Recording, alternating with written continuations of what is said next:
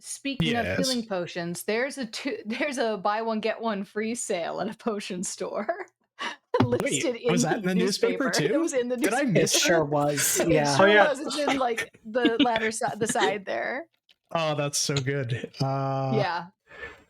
Let me look at that again. Also, my girlfriend, I'm 2-for-1 sorry, not my sale. girlfriend, but my girlfriend is it's apparently a scribe opening at the library or the archive, the library. Oh yeah, I did see Mhm. that. And I saw the Zephyr post. How did I miss this 2-for-1 deal? Yeah, 2-for-1 healing potions or potions of any type. So that's also a test to be like, I wonder if they're reading this. Let's find out. Hello, everyone. You We're gotta live. read the don't see paper. where. I still don't see where. Page 3, is terrible. classifieds. Halfway down. Oh, I did go through the classifieds. You're right. I didn't like.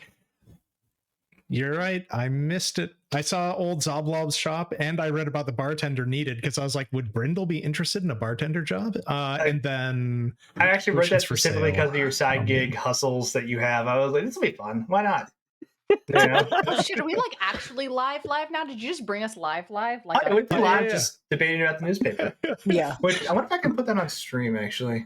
Live reading the newspaper. It's Show very us the exciting content here at LFTA. This is what the people like want. a morning channel, like a channel on Twitch where it's just a guy like with a pipe, all grayscale, just reading the newspaper, like penny loafers and like suit Cup of jacket, tea, like cup of tea, yeah. jacket over the back of his chair. That exists. Like that. That I promise. I'm sure it exists, and I should Let's should see. watch it. I want to see if I can actually This pull the sounds newspaper relaxing. up. If I tell it to read this PDF document, will it do it? Let's find out. I'm going to do this live on stream and break it. It's going to be hilarious. Are you going to try to use? Where? Are you Okay. telling Andy to stop breaking the stream, or your son to stop No. putting his claws in your He's flesh? trying to bite my fingers. He's trying to bite not my fingers. He wants to bite my knuckles specifically. He thinks that's funny. There we go. Yeah. Look For at those who are curious, I've referenced it a bunch of times. I put it in the Discord, but I write a newspaper for the game that has just a lot of information about current events and other things that are happening in the city. Sometimes directly in response to the things that players do, but sometimes not. Sometimes other shit happening in the city that is vaguely concerning to everyone. Sometimes there's potions that are being sold for 2-for-1. So, I'm not. This is why you need to go to your local classifieds. yeah, if you get bored, they're in the Discord, so check them out. Where's that battle map? I'm not worried about the masked lords showing up all together. That is certainly not a foreshadowing. That's No, certainly that not seems like a bad normal thing to happen. It's a very normal thing to happen, especially when we know a handful of sexy assassins. Yeah, that could be bad. Okay, But, really, it's one fine. My sexy dad's assassin. there. Nothing could happen. My dad's there. Andy wouldn't do anything to my father. That would be. I would like to That's know. true. Leaving your dad alive would actually be much worse for you. Is anything going to happen Honestly. to Gaxley Rudderbust? I mean, he's busting the story wide open. The editor, right? Gaxley Rudderbust, you're shitting me. This was an undocumented meeting, council meeting of the open called by the open. Like where'd they get this info, and what's the backlash of that going to be? Sounds like political what's it called, suicide. But this is Gaxley, worth noting. Who's your is he gonna accidentally out his inside man? Gotta protect your sources, Gaxley. He's a good editor. Big maneuver. His source is actually the open lord. Oh no. Ooh. Now this is just, I'm just gonna point this out and move on, but canonically you have met at least one reporter. And so, like, they are very much around the city doing stuff. If the names change on who's writing stories, it's because something changed in the plot. Interesting. Mm-hmm. Oh, no. I'm actively tracking like what reporters are covering what. I spent way too much time thinking about that. this. I was very curious about that because I noticed the one that was tracking Rainier, and I was kind of curious. Wait, who was that? All right, now I got to go look. Right, I got to start seeing like what is happening to these. What's wrong with you? God damn, man. That's good. That's real good. That's Oh good. yes. Jeez. Oh, that's so exactly what we need. Perfect. Fucking hilarious. Oh no, where's my thing? I want to spam the thing. There we go. Yeah, that's the good stuff right there. But yeah, Raymony. let's get into it. Let's introduce our fun cast of folk who are playing this cool game for charity and advantage points. You see them. They're at 4 right now. But yeah, let's cue the music and do some intros, shall we? Let's start with Bedlam. There's a button that makes you big, and I always can't remember where it is.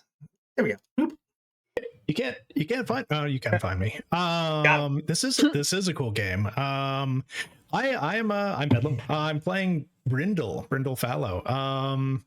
Your local rogue slash farmer slash ghost, right? Running through mausoleums and all kinds of weird stuff from last time. So if you missed last session, you guys should definitely go check it out. And yeah, so he's just trying to make his way in this crazy world. He's been burned a couple times through some interesting choices. Quite literally. Quite literally. Took a fireball right to the face. And yeah, really looking forward to buying some of these potions and trying to keep out of the way of the ire of his teammates who keep standing him back up again. Love it. So that's me. Della. Hi, I'm Della Collins. This game is very cool, and I am playing B, who is a perfectly normal wizard who has nothing strange going on whatsoever. She's just very stressed because she's in grad school. And also, the way to keep us from having a way out of our ire and wrath would be to go to the fucking hospital. Please, Slick. Hospital. Carry on. Hell yeah. JD. Hey, I am JD, pronouns he, they, and in this game I'm playing Riv, any and all pronouns. They're having a normal one. Everything's fine. Their romantic life is fine. Their professional life is fine. Their life of crime is fine.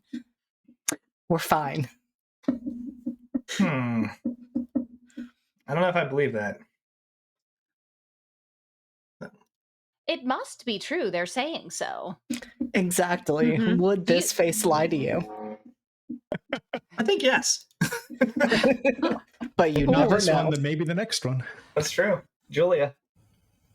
Hello, I'm Julia.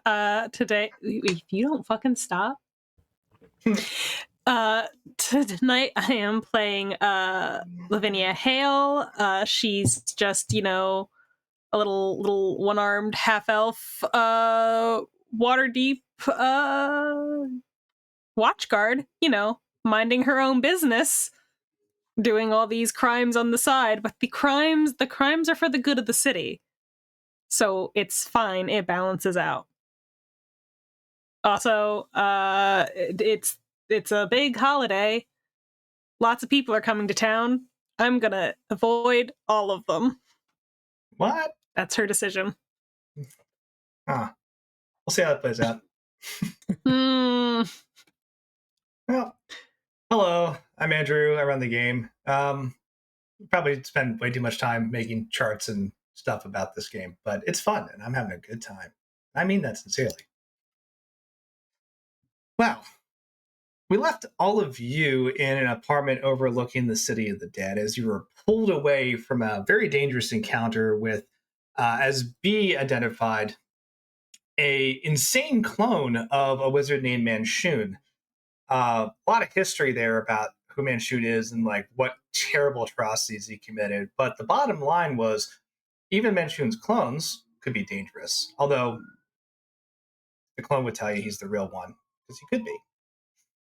But they managed to escape and were pulled up into an apartment by Sergio, and everyone managed to recover from their various injuries and get a good night's sleep, except for B. And it is during the night that we kind of pick up with a different scene, right?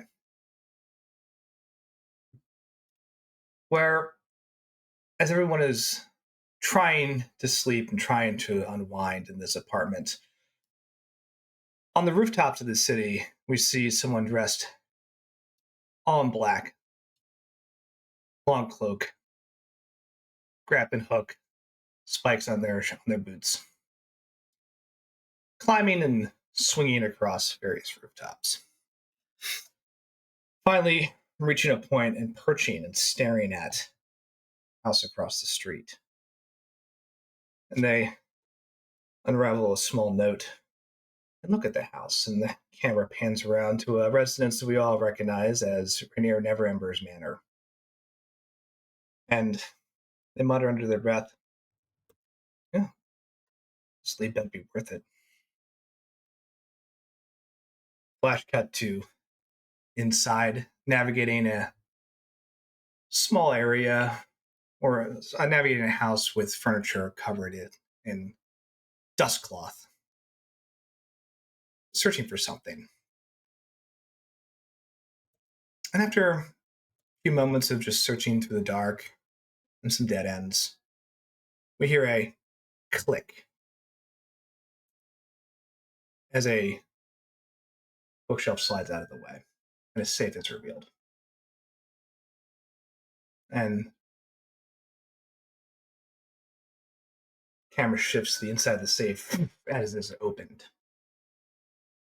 Just a pair of purple eyes looking at a necklace and going, "Jackpot." As we fade away from that scene. Back to morning.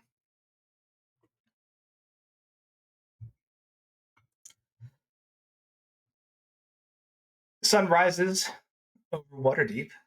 Everyone awakes.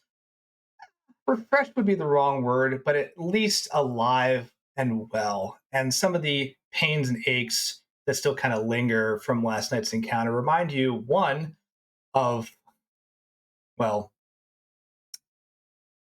the fear and the adrenaline that was there, but two, serve as a comforting reminder that you are, in fact, still alive. And here. All of you together with two Kenkus, Tanis and Quincy, who you managed to save. Rainier, who is, at this point, I think Riv and Rainier have kind of like fallen into like an amorphous cuddle ball of like just blankets as they've just kind of slept in the same corner.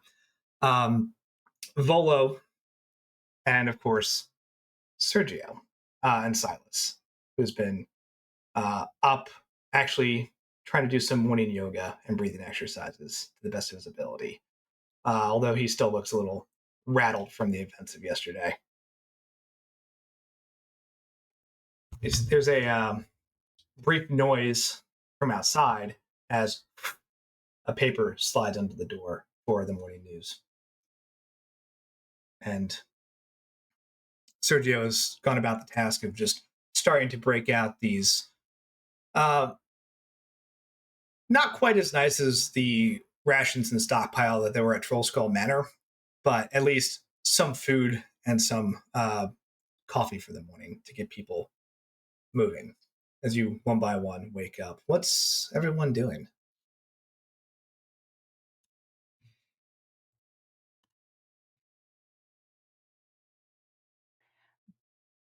So I have a question. Immune to sleep. Not yes. Not The phrasing specifically is you do not require sleep. do not require sleep. Okay. Yes, you can be magically put to sleep. But you do not have to sleep in order to get a long rest. Okay. but I do gain the benefits of a long rest. Correct. That was a really important piece of information. Yes. You get a long rest. You feel, for someone who's been awake for like 30 hours, you feel great, sharp, ready to go. Honestly, it's nice.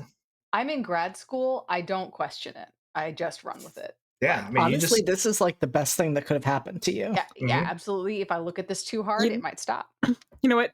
Out of all of us, you probably are best suited to this. Yeah, yeah. So, Silas doesn't stand a chance now. With all his discipline, you just don't have to sleep. Don't have to sleep. I don't have to sleep. I don't have to trance. I mean, Silas is an elf, so he trances, but whatever. But still, you don't even have to do that. I have to do that shit. Hell yeah. Fuck you, Silas. I'm gonna rock your shit at the Trials of Mastery. Silas is like, hey, B, good morning. I made you some coffee. Oh, thank you. That's wonderful. I'd love to talk through that spell you cast, that slingshot spell, that catapult spell. Yeah.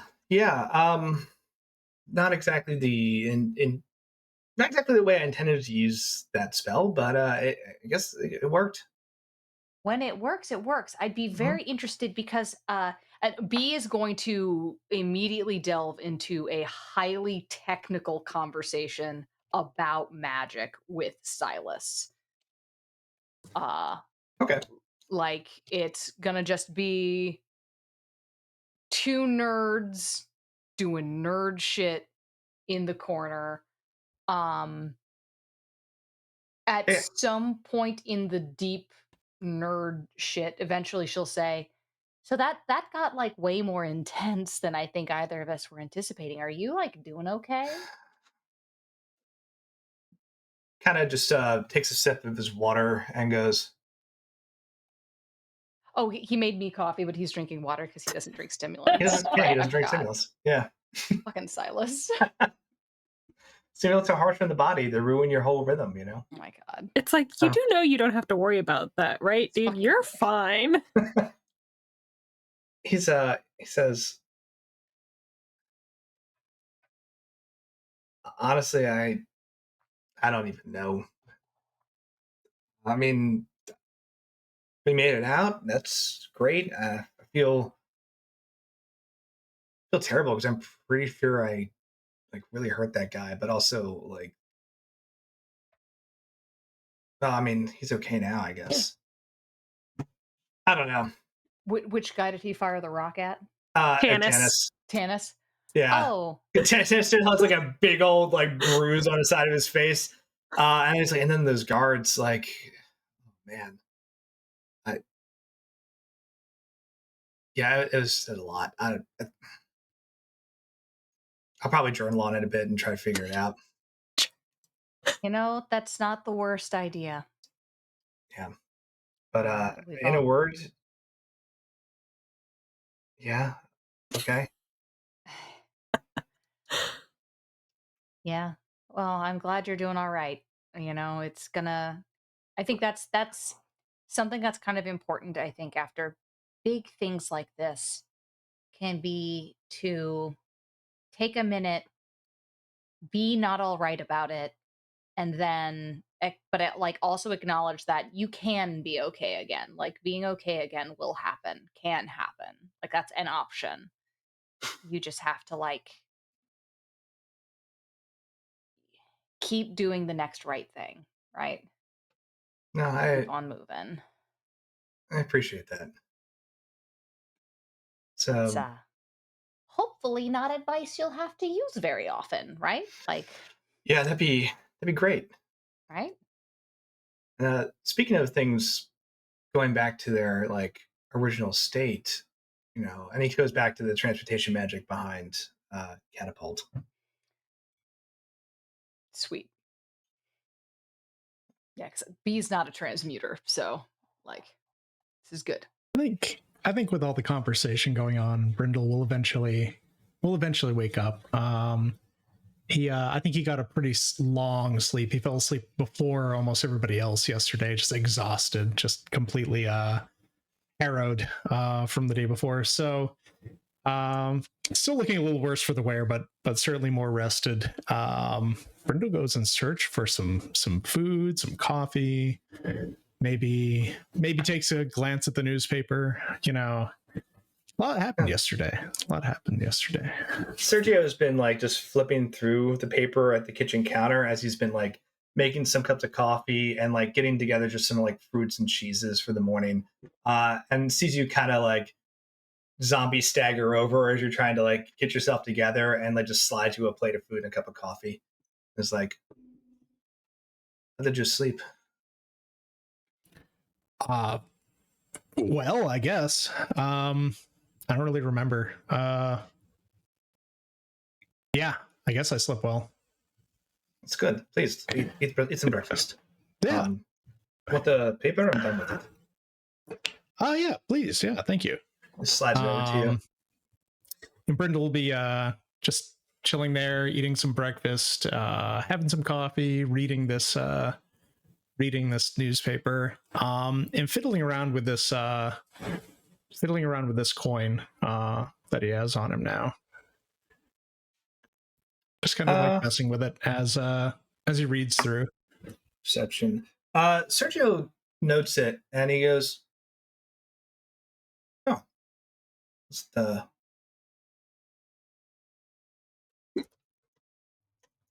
interesting coin. Are you a collector?" Yeah. No. Oh. Yeah, I just found it this morning. I don't know. It's not yours, is it? No, I've never seen that before. But I know that there are a series of dragons that were printed with defects or special occasions. So I thought maybe it was one of those. But it's interesting. Yeah. No. Although Brenda kind of looks at it a little closer. It's kind of weird though, isn't it? I feel like I've seen this person before. You can actually make a religion check. If you'd like. Ooh. Yes. Sergio made one as well, but he just kind of shrugs. Yeah, that's probably what's going to happen with okay, there we go. Sergio's got a lot of stuff. He didn't put a shitload of points into religion. Neither did Brindle. But 18? Brindle got an 18. So. Okay. Any bonuses? No. It's infinite. You have no bonuses? No. Hell yeah. Fair enough. The name's... You're blanking on the name, but you've seen the image before. This is kind of the patron goddess of gamblers and risk takers. Kind of a Lady Luck reference, but the name is escaping you. Oh, that's kind of neat. And Brindle remembers that where he's seen that face before as well.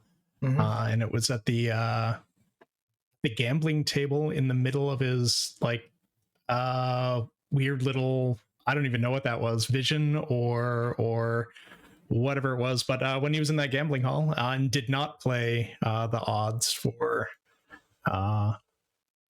extra healing, because that probably wasn't going to work out so well. So yeah, she was sitting on a throne in the middle of that basically a big casino. So that's kind of neat. That's kind of cool, Brindle thinks. And he flips it over and sees that it's an image of her on the other side, but with a skull for a face instead, and that's a little less cool. He continues fiddling with it and going through the newspaper. Neat. I think at some point Lavinia is going to come over and also ask to see the newspaper, because she usually reads that with Madam Ethelwhite in the morning. But Madam Ethelwhite is home safe, and so I have to read it with Brindle today. That's where we like her to be. That is true. As far as we know, she is home safe, and your house is Don't do anything else to that old lady. Don't do anything else to that old madam. You punched an old lady one time, and people get real mad at you. She didn't deserve any of it. She didn't. She really didn't. Delacar has it coming. It's on site. Sure. He could have used lethal damage. He didn't. I stabbed him once. I'll stab him again. I'll stab him better this time. Stab him better this time. Yes. Go sleep. Yeah, I mean, He's got it coming. Brindle doesn't even want to go back to the flat because that'll just potentially draw more attention to her. So yeah. So yeah, Brindle happily splits the newspaper. Lavinia gives you like half of it to read while he's reading one half. So yeah. Anything catch your eye in the paper? So much. Well, Brindle finally made it to the second half. He's getting closer to the classifieds there. So yeah, I think he's gonna. Oh look, potions. I'm scanning to see names that I recognize. I don't see my dad's name in this article about the Open Lord, Lady Silverhand, doing some stuff, but I know he'll be there because he's with her at all times. 100%. I see Adven's name a couple of times in here. Advent is in the paper a lot, actually. Yeah, he's in a couple of these stories, which Lavinia kind of rolls her eyes about because, of course, he is. He's good at playing the political game. But yeah, so he's dealing with the Zentarum, and he's dealing with all kinds of stuff. And then I like how the two stories that are about us but not really about us are on the front page. Both being attacked in the graveyard and also robbing the museum. Yeah, I mean that's huge news. Like, a necromancer broke into the city of the dead and animated a bunch of corpses. That's page 1 right there. And then someone also tried to break into a museum. Although it's weird the story was delayed a day. Here's what's important to me about the heist is that it confirms that one guard who got his shit rocked lived. Yes, I'm so happy that you guys saw that. Yeah, that's important. Absolutely. Okay. Poor Clark. Yeah. That man lived. Yeah. He was just on the edge of it the whole time. Like, and then we go and do that. Yeah. He's like, hey guys, this is just like my post-retirement job, and oh god. So I'm glad he's fine. There's also Della punching people. He's got to stop punching old people. Oh, that's right. It was Delacar. I thought we hit him for some reason. Delacar needs to start like picking on people his own size. Yeah. That guy. I don't know if we can yet, but I'm pretty sure we could rock Delacar's shit if he took us all on at once, which means he won't. But I actually don't know, but I'm glad I stole his stuff. Yeah. And we've got the big baguette of power, not him. The cursed baguette. Oh, and also reported him as the person who stole everything from that warehouse, right? So I mean, gave his sketch to the police and everything. Yeah. Technically, you're probably like his personal foe. Yeah, you've got a full nemesis. It'd be insane if he was just sitting around in a dark room drawing pictures of Brindle and being like, I'm gonna fuck this guy up. That'd be crazy. He used to have a string board, now it's just your face. That amulet of not being able to be like found or targeted via magical means. Now it's entirely because of Delacar. No, not gonna have it. I'm hiding from one man. Yeah. That's a good person to hide from. He likes to punch people. Look, I don't know. I might be too young and healthy for him to punch me. He likes punching old people. What the heck with it? We can't let him near B. B would punch him back. It'd be great. Yeah, it's true. He's technically in his age range of preferred victims. I am in the age range. But it's unlike terrible. A lot of those other people, I'm the exact right height to speed bag his nuts. Ooh. Now I want to see that fight. What's Rib doing this morning? So, as mentioned, Riv is curled up with Rainier. The way you do when you're sleeping close to someone and you just gravitate into each other's orbits. And I think we see a brief moment as they awaken where there's the smallest smile on their lips. And that fades and flickers. when they register that it's Rainier they're curled up against. Ooh, spicy. Yeah, I think. But then it returns. It returns as though it had never shifted for that moment. As you're kind of moving, Rainier also wakes up and like kind of takes a moment to like look around, a little concerned, and then just like kind of exhales and leans back and just like plays there with you for a little bit. It's like, what a night. How you doing this morning? I'm as fine as I think one could be. I mean, we at least went in there expecting some sort of adventure and expedition with Volo, but nothing like that. But you were just there to mourn, and that was completely taken away from you. How are you doing?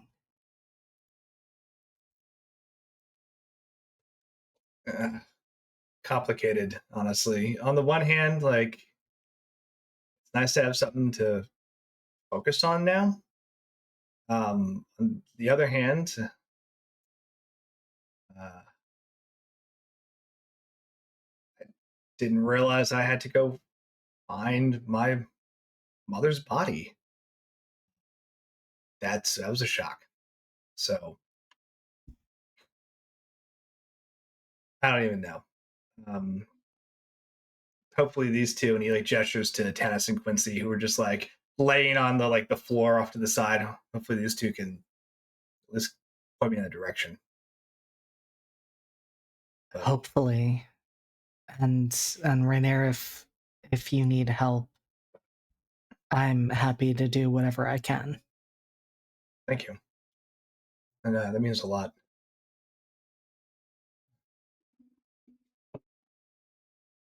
We'll grab some coffee. You want some coffee? Coffee sounds perfect. He like shuffles out of the like blankets and pillows and like goes over and grabs 2 cups of coffee. A moment later, you just hear Volo say, "I heard the word adventure." I must say, as enthusiastic as I am for the adventure's call, I need a few minutes this morning just to get myself right, both personally and professionally. Also, maybe Lavinia, if you would be so kind as to maybe take a moment and think of a song that you like, or just, oh, there's a lovely series of birds outside that window, if you just wouldn't mind taking a look. Do you want me to leave? If you just a moment, please. You could just ask me. Okay. I didn't want to be rude. Please, just a moment. Lavinia will kind of like awkwardly look at like everyone else. She like makes direct eye contact with B, like, and she just like picks up the newspaper and goes out onto the balcony. Volo, you're allowed to just ask Lavinia for plausible deniability. It's cool. Oh, good. That's so much better. I'm already on the balcony. That's exactly what I wanted to ask about. See, I have the events of last night recorded. Thanks to you see like the Quill writing completely on the paper. Like, I have everything recorded, so whatever we want to hand over to the Watch, I'm perfectly happy to do so. Now, I've gleaned that a few of these matters might be a little sensitive in nature and probably go a little bigger than our little escapade through the graveyard. So I just wanted to say, it's not my story to tell, but here are my notes, and whatever you submit, I will stand by. Oh, wonderful. An editing job. So the question I'm going to ask the group is effectively, and you can pull Lavinia back in for this, but Volo just doesn't know Lavinia and just knows it. I don't know. It might not be. She might not be okay with that. So the question I'm going to ask the group is, what, if anything, do you not tell the Watch? I'm not going to make you like retell the whole story and like go through a whole series of interrogations. It's not that type of scene yet. But I do ask, like, if you choose to withhold stuff, what do you withhold? Anything to do with the rocks. Anything to do. The cursed baguette and the yellow yellow eye. Oh, surely, yeah. Withhold that. Absolutely. I think Brindle gives Volo kind of like this guy, like look, and then goes out and like gets Lavinia, like. She's just standing there with the newspaper reading about Advent and his little task force, and she's just like, yeah, he's just asking what to report to the watch. I don't know, whatever. They know we were there. Yeah, but we had to sign in. But as you it's know, everything he recorded though. So as you know, Lavinia, some stuff is relevant to police interests, and some stuff, just it would be just a waste of resources for them to follow up on. Irrelevant details. I'm just editing this for irrelevant details. B, that's why I love you. I could have said it better myself. Yeah. It's to streamline the process. Well, then question about relevant details. Note that I'm taking these two, and I gesture at Tanis and his friend. What is his? Quincy. Oh, that's right. I keep thinking of them as Tanis and Yanis. Is there still coffee? Just note, I will give you coffee. Just stay where you are. Okay, thanks. Just note that I am taking them into custody. Of course. You talk to the guard. Because otherwise they will ask why, instead of arresting them, I took them to the Temple of Tyr. Speaking of which, Brindle, are you coming with me to the Temple of Tyr? Your skin is still looking a little I think that would be a good idea. Yeah. Is there a less fascist temple that you could go to? So part of the reason why I have to go to that one specifically is because that's where the Justicars who are working on my other cases. Right. The other case being who ransacked Brindle's place of employment. Also, and I make the he's not here right now, so I don't say his name. But I make the little gesture about my boy.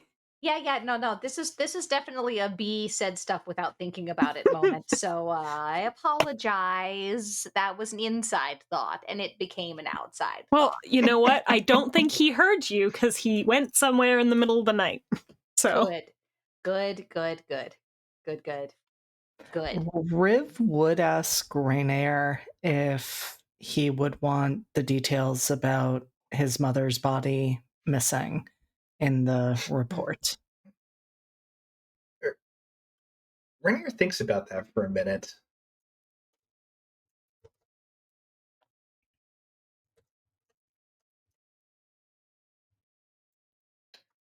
And he says,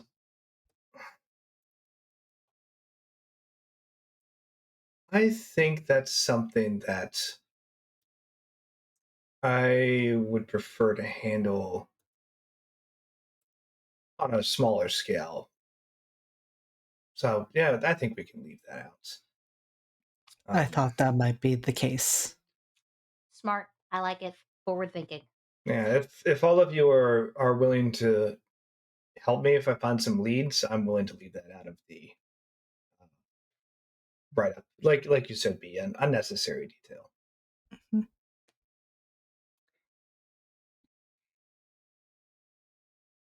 I feel like that's kind of like a major detail, but okay. Brindle. Lavinia, I'll say this in the nicest way, and please don't think this is reflected at you. Looking at the city and all the events and all of the things that are happening, I feel like that would be a very low priority for the watch. Okay. I will point out, I will remind you, they might already know because they were investigating right in front of your mother's open mausoleum. And please remember, we dragged the empty casket over the trap door to prevent them from coming up. So that might not be something that can be hidden at this point. that might already be known. So here's Yeah, the that's a valid thing. point. But here's the thing, though. They just know that the body isn't there. There's plenty of mausoleums that are actually empty because the bones have been taken away for use in other purposes, or they're kept in some other family item. Not every single one of those graves has a body in it anymore.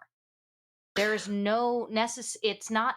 They don't know that Rainier's family doesn't know where the body is. They know it's not there. There could be multiple reasons why the body is not present in the tomb.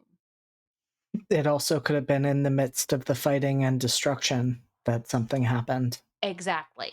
Another thing I'm just going to go ahead on and edit out here, even though it is very cool, like Volo, like for your book, I think it is very, very cool. I don't feel like people should know that Brindle can walk through walls. Oh, of course. Please, you feel free to take But that. that's not that's not exactly a police matter. There's nothing illegal about it. That's like, we don't just report all the legal things we do all the time, right? That's I'm not even talking about to the police. I'm talking about in Volo's like eventual book write up. we'll just talk about royalties at that point. So yeah. Although it does bring the question to bear. How did you accomplish such a feat? It's amazing. I'm not actually sure myself. That's a good induced arcana. Yeah. Study this phenomenon. Well, that seems to be what happened, the other day when I first stumbled upon it. But it turns out I can kind of control it, so it's new to me. I like that term though. I'm gonna have to look that up at some point. Oh my god, it sounds so cool. There's this like really long text that's written about it by Silas, who was it that wrote that book? It was Magister yes. like I have a note. Hold on. Flea Bottom or something like that. Like it was a really one of these people who has like a bunch of like really arcane titles, and then like their name is like, Fizbane. Fizbane. Is there just like a summary of it? It's so boring. It's so boring. It's the most boring thing. It's the most boring writing about the coolest thing. I don't know how he did it. But yeah, I'll see if I can get you a summary, because holy crap. Yeah, Brindle's clearly just kind of going, like, starting to kind of like eyes are going back to the newspaper. Like, yeah. What happens when you let sorcerers go to college? They become boring. Lavinia just trades the pages with Brindle. Just swap. There we go. I do like to imagine that Brindle gets a page that is a continuation of a story that he hasn't read the first part of, and is just like, what is happening? Yeah. It'd be a very Brindle thing to like kind of skim over the first page, and then when Lavinia got there, it'd be like, oh, I already finished this one. Give it to her, and then it's reading like backwards now, like through, and like, I don't remember any of this. Like, what is this? Yes, of course.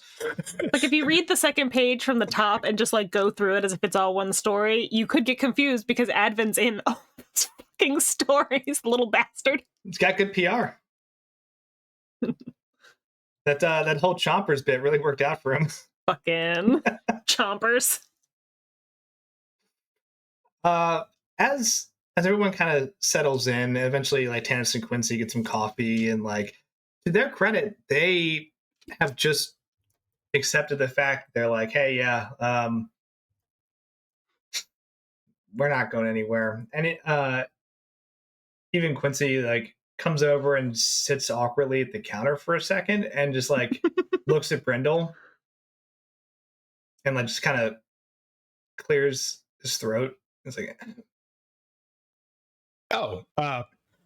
Brindle like offers him part of her croissant.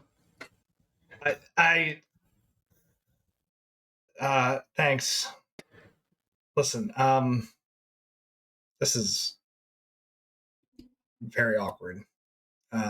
I'm sorry I threw some alchemist fire at you. Oh yeah, right. Yeah. Yeah, that was kind of a dick move, man. Yeah. Listen, the night took a turn, and I don't even know how to proceed from here. But I don't know. The coffee's pretty good too. You all helped to save myself and Tanis, and well, thanks. You didn't have to do that. Yeah. Well, I'm sure we'll figure that out as we go, right? I'm sure you had a good reason. He again starts to like say something and just kind of like squawks. Like, oh yeah.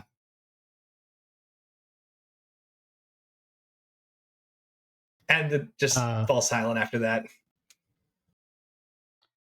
Oh right, we had to lightly kidnap these guys, didn't we? Yeah, that's why I gotta. Yeah. No, Brindle's being careful not to say the actual thing that could be an issue. So, but I just wanted to, address the Hollyfoot in the room, if you will.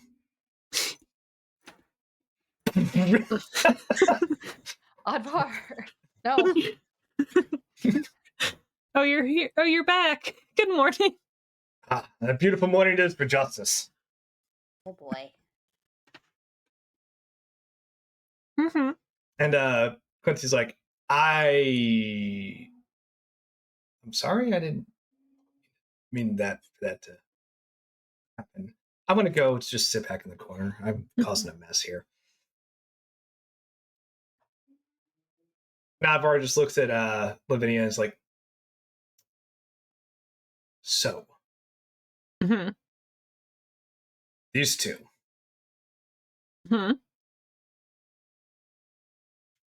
It's today the day we march them to face the sweet music of That's something I'm saying incorrect? No. What you're saying is fine. But they can't know yet. Or else their brains will explode.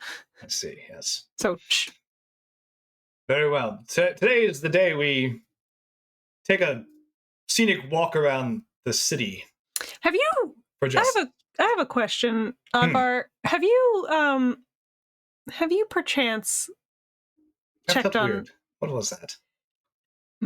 Have you perchance checked on home recently? My home?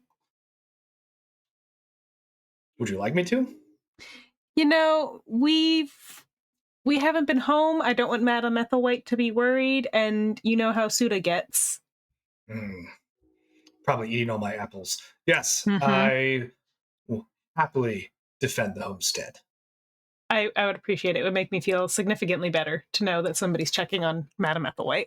Gives like a tiny elephant pulse salute, disappears.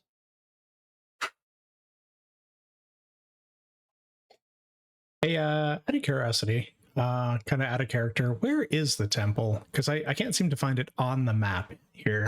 The temple is in the castle ward. That one may not be on the map. Okay. A lot of locations are. I just wanted to see if it was anywhere near the potion shop.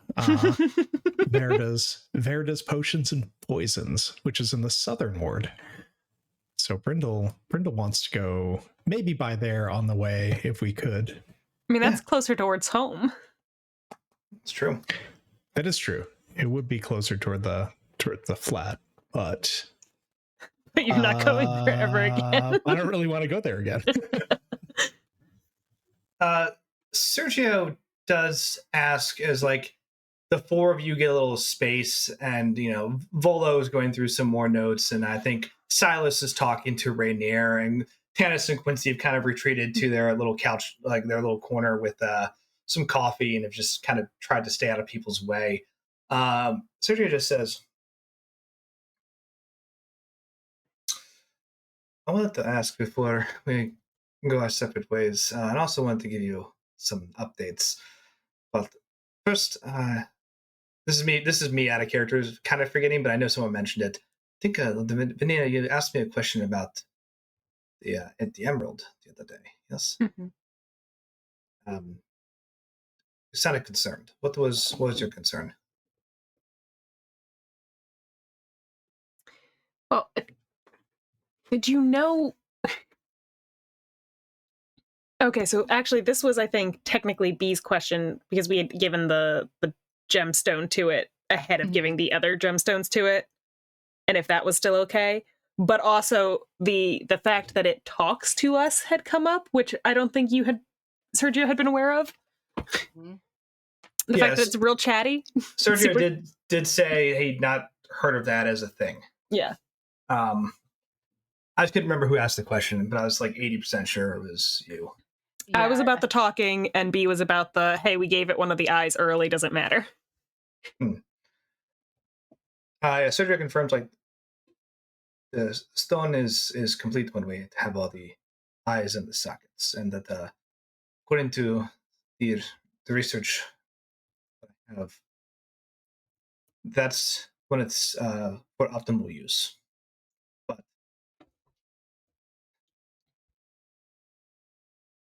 the conversation piece, that's news to me. Yeah, Sergio, it can use spells. Who else is? What are we talking about? Who else Do you has had the remember? stone? Do you remember when I was holding on to the we're stone? doing this in our brains. Kind of like doing our little whisper. We could very easily. He kind of touches the key, and it becomes a telepathic conversation. Yeah. Like, do you remember when we were doing this telepathic bond last night, and then I went on that spirit journey, and I forced you all to come with me through feedback loop? You don't remember? You don't remember seeing the ancient when we were trying to figure out who that god was? Uh-huh. Before you before you had statue. your moment. I remember the god statue, but I don't know. You don't remember the vision quest that I went on? Oh, No. Hey, Riv, make me a wisdom saving throw too, please. Oh. I love that. I was gonna say, B, do you remember my vision quest when I was hurled through space and time? So that's a terrible number. That is a 5, which brings me all the way to a 7. I remember your vision quest. Okay. It was broadcast to the group, wasn't There it? you go. That's what my impression was, that Lavinia was trying, but it was all kind of like, I sent you a message. yeah, it was all, she was trying to broadcast it to everyone, but it was a question of how much actually made sense, because it was like what she was being shown and then her trying to like project what she was being shown back to everyone through the bond. So I don't know how much sense it made.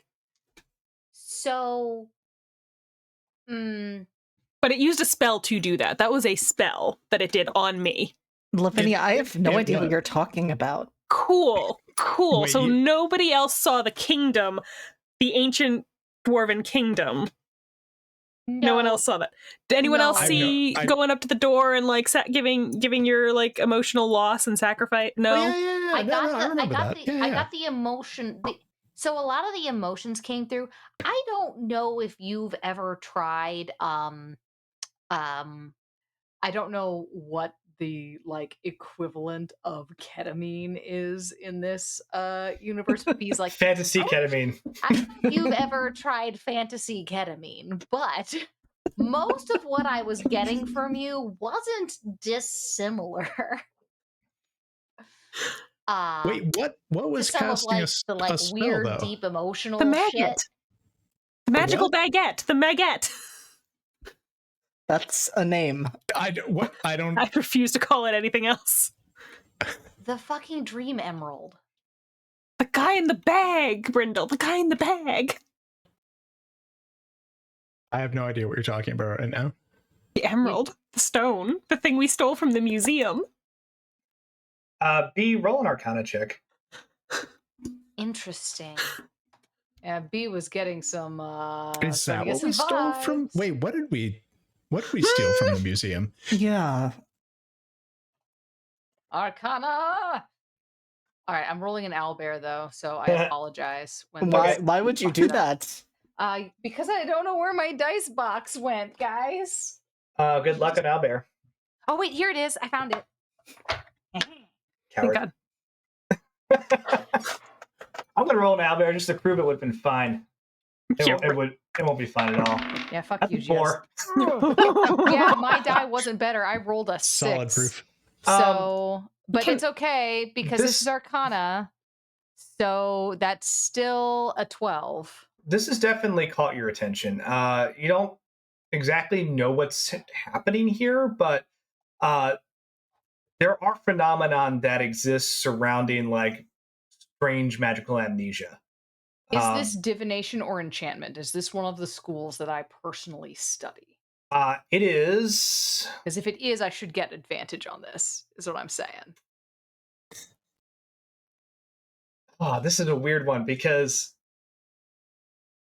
this magic is technically unclassified. Although I'll go with the spell that it used. That seems like the most fair thing to do. It's baguette magic. The whole new class. It reads in a similar way to like just it's unclassified arcana, which is interesting because there are more than 8 schools of magic. It's just they haven't been defined yet. Yeah. Because, well, you're trying to break reality. That should be divination. Okay, if it's a divination-ish spell, I think I should get advantage on the roll. I'm willing to let you do that. Yeah, it's a divination spell. Sick. Okay. I am going to use that. That's much better. That's an 18. Okay, yeah, you've definitely seen in the past, more through research, but it's a common cautionary tale that like certain very powerful magic items can have weird side effects on people, especially if they are intelligent or sentient, which this thing seems to be. Magical induced amnesia is a side effect that's been logged. Interesting. But there's also a variety of other side effects that exist with items of power. Interesting. Lavinia, I would think that you were playing a prank on us if I thought you were the type of person to have a sense of humor. I was gonna say, if you thought I was funny, yeah, no. And I just like take the bag real quick and just like flash the gem at you and then give it back to B. No. This is a known factor of occasionally dealing with powerful sentient magical items. Wait, a what now? They can cause amnesia. So that thing that was in the bag, that's sentient. That's what was casting the spells you're talking about? Yes. And it's now cast a spell on us. I remember Yes. getting that bag. So weird. Yes. Why did I get that bag? To hide the rock because it was talking to you and you hated that. You super It was hated what? Yeah. Wait, it was doing what? Well, that sounds like talks. something I wouldn't like. I mean, yeah, that's talking rocks. Look. Did it talk to me? No, you haven't held it. Do you want to hold it? I wouldn't recommend it. I think I would rather not. Yes. Sergio, It's interesting that it would have caused amnesia in you as well. Sergio says to be. This is something that we should continue to research more. Would you be comfortable with continuing to carry that with you and see what resources you can find from the academy? Yes, I can. Is it possible? I don't want to like take your bag. These are like really valuable. But like, it's probably the safest place to keep it, honestly. I don't know. Yeah, could you? Is there any way to get our memories back? Because this is weird. This feels weird. I'm trying to remember why I did so many things over the past like like few days, and it's kind of like it seems like I'm doing insane things. I don't know why. I mean, probably because the stone was talking to you and making you do them. I can look.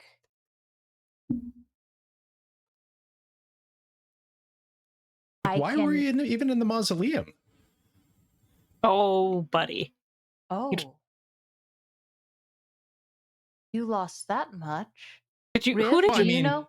Riv, I mean, do you we know? got the. Wait, would I have remembered the Yellowstone? The Yellowstone would be a fuzzy memory. Okay. Riv, do Is you that remember why we why we went were in the there? mausoleum? And I'll tell you why I had a character, because they weren't connected. Do you remember why we were in the mausoleum? Why we were in the City of the Dead? We were there with Volo. Yes. Yes, for Because Volo research. invited Volo's you. out there. Oh Volo's out there. yeah, Sorry. that's right. That's right. We were going there for Volo. That's So right. you remember? Okay, so do you remember breaking into the museum, even though you don't remember what we stole? Do you remember the museum? Oh, yeah, absolutely. Of course. Yeah. Vital Life. Yeah. I don't super. Yeah, Vitalife. That was the gala. And After you that. said the museum, right? Yeah.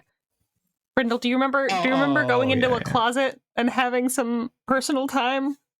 I mean, yeah, but I don't remember why. Okay. You must have needed a moment. I guess so. See, this is what I'm talking about. Like, why did I go in a closet? This is concerning. Please, if you whatever research you find, I will happily try to get you solutions. But this is that would be unfortunately not I'd really my. Appreciate that. I'm sorry this has happened to you. This is not my area of expertise. But B, are you experiencing any side effects? No, but I haven't given it up yet. Well, okay, that's not true. I don't need to sleep. I didn't need to sleep last night. That was something that it told me. I didn't know if that was going to transfer when I handed it over, so I'm like, I'm sorry. But look, I'm in grad school right now. I'm fine with this. You should have a little bit extra oomph, a little bit extra juice too, because you should also have a spell slot. You should also have an extra spell slot. X. I am not going to be ideally communicating with it very much. In most of these, in most writings on dealing with sentient artifacts, the whole vibe is don't. To be fair, some of them are fine. It's just you have to figure out what they want. That's the key for most of them. So, and what we want appears to be more or less what this thing wants, so that's fine. I just except for the part where it was like desperate for me to physically interact with that god. And said we will be going back there. It hasn't said that to B yet, and you did not. Oh, did I not broadcast that one? Oh yeah, I'm telling you now. It told me very explicitly we will be going back there. Oh, interesting. The dwarven mining god? The god of He's the god of loss. And other things. Hold on, I have him. Where are you, buddy? Della Collins doesn't see any problem with this. Loss, Dimethorn? Hell yeah. is fine. Loss, Discord, bring it. As somebody who is actively spoken for by another celestial being, by another god, I can't really be fucking around with this. Well, that's the nice thing about being a wizard is that, fucking around and finding out is kind of our whole, MO when it comes to, the fabric of time, space, divinity. Cool. So I'll fuck around and find out. That'll be fine. I'm sure it'll be fine. If it's not, I will try to leave a nice big crater for you to find me in. Okay, just tell me before you go. You didn't. It's a joke. It's an alchemist joke. Don't worry about it. On that note, speaking of, Lavinia, please. on that note, we should probably start doing the things we need to do. If one other thing to let you all know before we go our separate ways, this two things actually. One, displaced. It was acquired rather quickly, so I prefer that we don't return. It's not as subtle as Troll Skull Manor. So once we leave, please don't come back. Secondly, I've been doing some research trying to find some leads on these other eyes. I believe that the recent uptick in Zentaran violence has something to do with one of the eyes as well. Currently, I have a few leads I need to chase down, but I think they may have had one in their possession. I am almost certain You that said one of had? What are the eyes? And what do they have to do with the Zentarum? I'm almost certain that one of the eyes is in Rainier's mother's necklace. What? That would mean she had two, one in her tomb and one in her necklace? Correct. What is that? Cedra holds up like a little model sized gem. It says there are three of these. There's effectively gems: a sapphire, ruby, and they go into the emerald. They increase the abilities that it has and allows it to. Well, wait, hold on. We want to increase its abilities? it's So, according to my research, this was something used by Neverember to effectively steal money from the city. I don't know how he did it yet, but the stone is key to it. Is it wiping people's memories? Perhaps. This doesn't seem like a good thing. But according to, I have some leads to follow up on, but I think the prompting of the Zentarum violence was the acquisition or theft of one of these stones. It feels like we are messing with something we do not understand at all. Correct. Oh, I definitely don't understand this. Unfortunately, three of you are correct. There are things in this that are well beyond us, unfortunately. But I also we'll think find the these answers. things. I also think these things were things we didn't understand when we agreed to do this in the first place. I remember there being a lot of money involved. Oh Yeah, that's why we agreed to do this. Well, that's why you agreed to do with this. Okay, yeah. Actually, And something about saving the city. that's why I agreed to do this. Yes, and I was serious about that offer. That money still stands, and I meant it. Wait, I have questions amount- though. How is this thing supposed to save the city if it's alive and casting spells and it's taking our memories? It's a powerful divinatory artifact that will allow us to identify find where the city's gold is located. Like, it's also that. Like, being a like that's what it is mainly, primarily. It's also all this other shit. Okay. I'll trust you guys. And also a lot of money.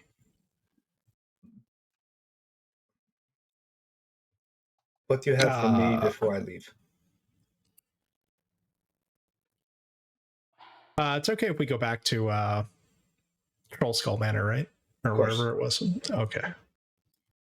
This is off the grid more than this.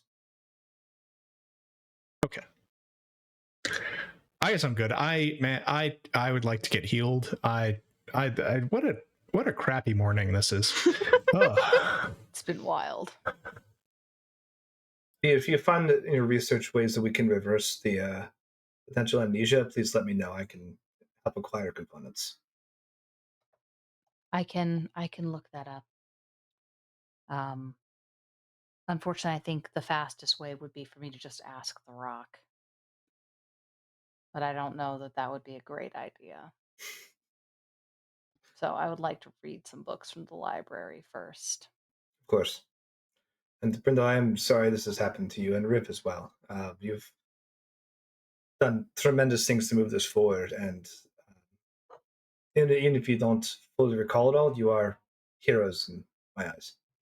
It's strange. Can I do an insight check on Yeah. Sergio? Absolutely. Riv, how Yes. how much did you interact with the yellow stone? Seems the sincere. topaz? How much Okay. did I interact with? Lavinia, how much do you remember Riv holding on to the topaz? They didn't. I don't understand why it's happening to you. In the museum, Mm-hmm. when Brindle had to abruptly leave, it was right after the show. We were all touched by the show. Something, whatever happened to Brindle, maybe it also happened to Riv in just a different degree. After the show. The roll an insight check. Okay. It's me. You're cursed. It's me. It's not Owlbear. It's me. Insight is altogether, let's see, wisdom plus proficiency bonus plus die roll. That's an 8. Yeah, you got nothing. Why did they do away with skill points for wizards? Like, I don't get skill points, and it's bullshit. Truly the only thing that I miss about Pathfinder, even though I am still actively playing one Pathfinder game, is when you level up, getting to add points to whichever skill you want particular. I miss that. You should tweet aggressively at Jeremy Crawford. I will not. I just wish I could level up these skills without just waiting for my proficiency bonus to increase. Fair. Or having to take a feat about it. But yeah, I don't know. You have a couple like theories roll out around in your brain, but like nothing that you've like nailed down or really put into good words so far. But that is something you're actively thinking about. Okie dokie. Okay, sounds like people have things to do. So Sergio is going to nod to all of you and say, "I will be in touch. I found the lead, and like I said, let me know what you need." And he's gonna grab his bag and start to head out. B does not know how you got this bag. Never mind. Through that. Sergio leaves.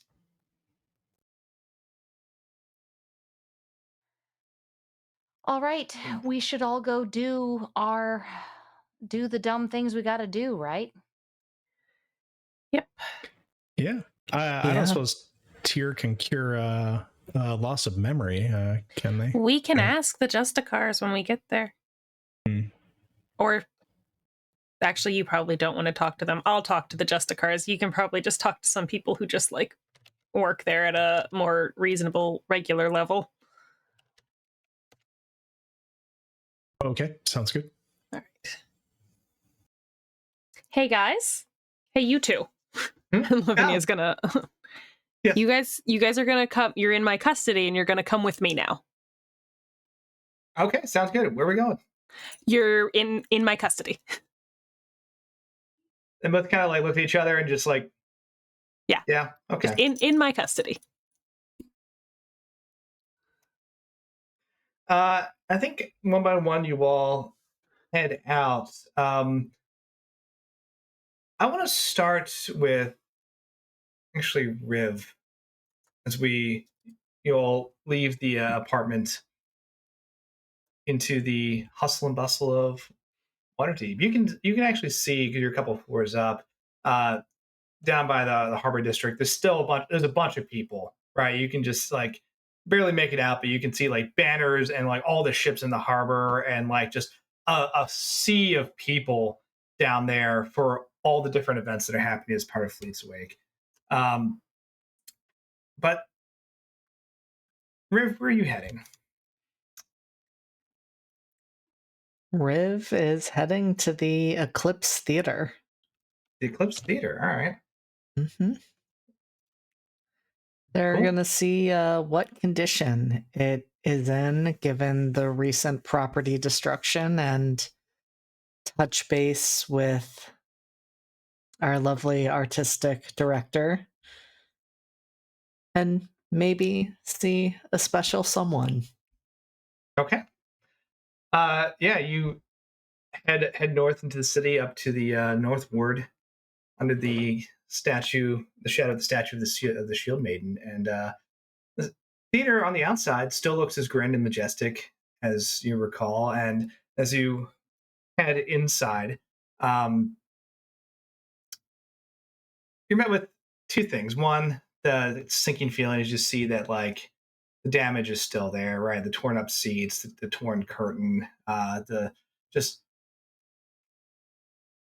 not necessarily terrible structural damage, but just cosmetic damage that has rendered this place no longer the majestic hall of the arts, more of a abandoned hangout. And the second thing you're met with is just Roberto yelling at somebody. You're just, hearing him being like, the arts can't wait weeks. Weeks?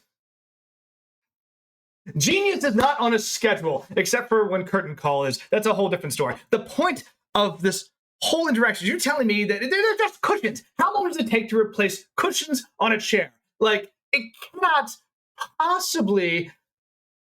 Oh, God. And he's like talking to just a construction crew who are like, for the most part, just ignoring him, except for the one person who drew the short straw and just trying to reassure him that, like, look, I get to understand there's a lot of damage here, and it's not just a matter of replacing the things, it's a matter of safety inspections, and it's a matter of like ensuring the entire place is up to code as well, right? It's not just cosmetic that you're seeing, and we have to make sure that everything is like above board before we open the theater for personnel safety. He's like, there's risk in art, there's risk in culture. I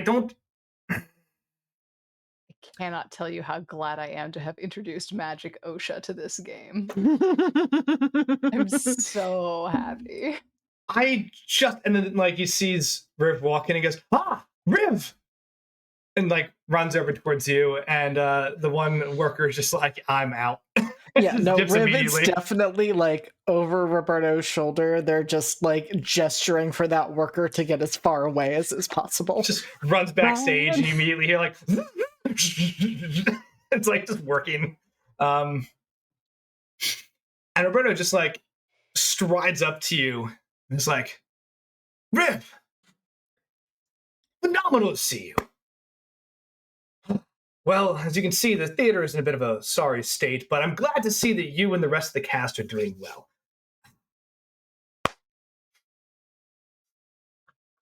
How are you this morning? I am, of course, disturbed by the condition that the theater is in, but I am glad to be here. And it looks like they are putting in lots and lots of hard work right now, and I wonder if they could reference the recent safety inspection and go off of that and perhaps shorten the timeline. That's what I was trying to say, but they said because of the damages, they have to do a whole new thing. It's a very long checklist, multiple pages. That's, making sure the doors work. The doors work. Look, except for the prop doors, those will only work when they're supposed to. But that's by design, right? I'm sorry to take this out on you. It's been a very frustrating couple of days. But I want to see you all back in the glory of the spotlight. And, well, these good workers just need some more direction to get them to accelerate their task. Speaking of tasks, have you seen Hazel? It's been a few days, and I would be It'd be very helpful to have her around, or I'm going to fire her. Oh, I hadn't realized that Hazel had been absent. Since opening night. Haven't seen her. I would be happy to go and look for her. If you please could. And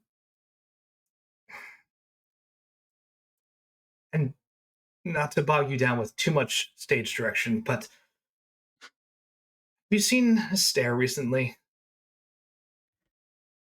Unfortunately, not since opening night. It's been a bit of a chaotic past few days with everything that has been happening. If you do, have you not seen her either? She's in passing glimpses. I haven't had a chance to sit down and talk because I've been too busy with the cushions go the other way. The ambidextrous, it doesn't matter which way you put it on. There's a right side. I've been busy here. I can see that. I would be happy to check in with both Hazel and Astaire. Is there anything in particular you would want to make certain that I pass along to them?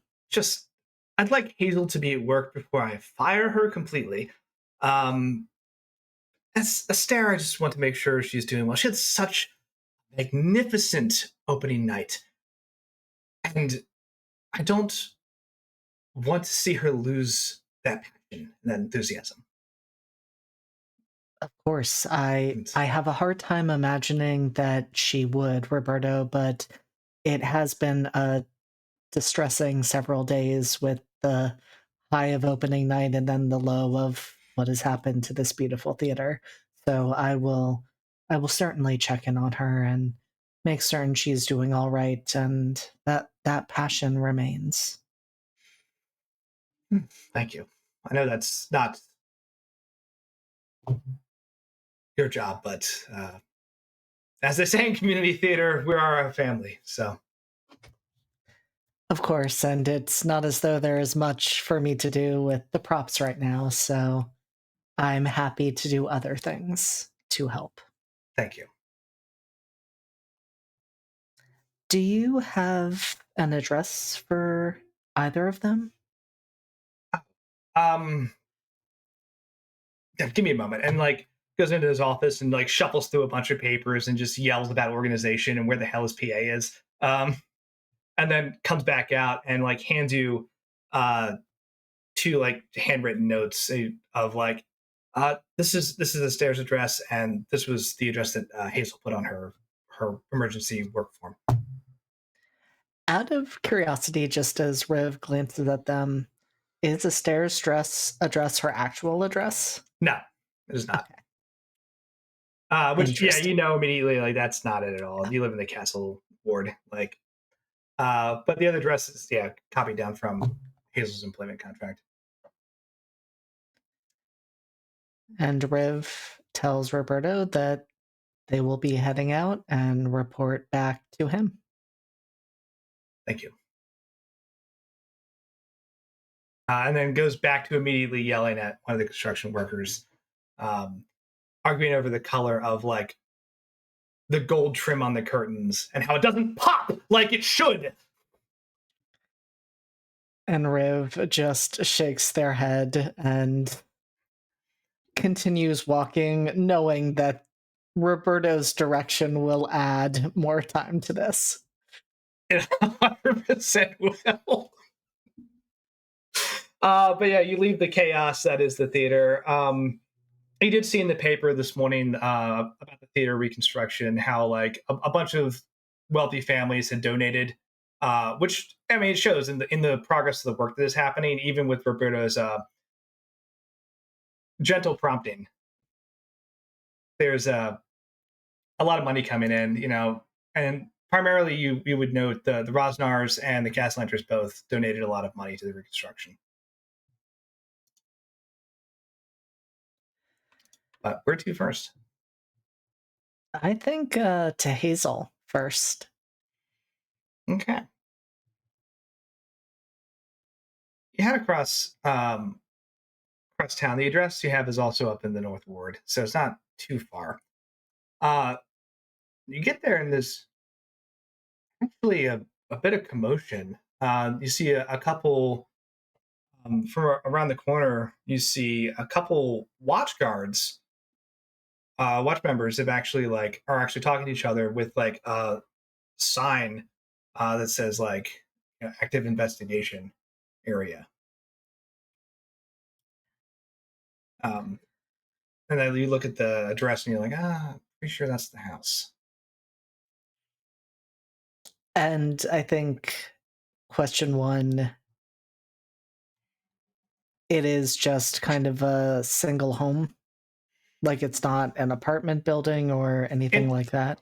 It's a very small single home. It's almost like a mini Cape Cod.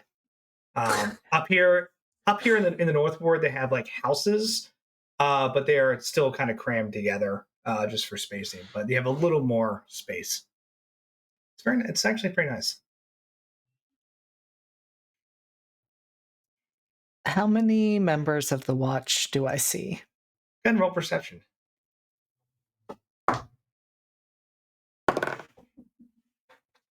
That is where's my perception? That is a dirty 20.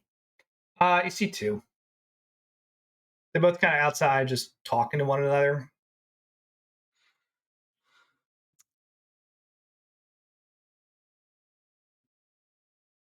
On a dirty 20, actually, I think you can overhear parts of their conversation.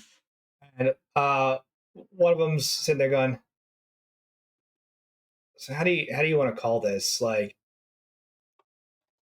I mean, we got evidence clearly of some sort of break-in, but I don't know if it fits the criteria for a murder investigation. But I think if we got a missing person on our hand, and the other one who you see a few more bars on their shoulders says, "Yeah, we're gonna have to report this as a missing person, put out an APB, and see if we can actually find out what happened here. Looks like, God, breaking and entering, and then it's weird though. No sound of a struggle beyond the actual initial damage. It's gonna be a weird one."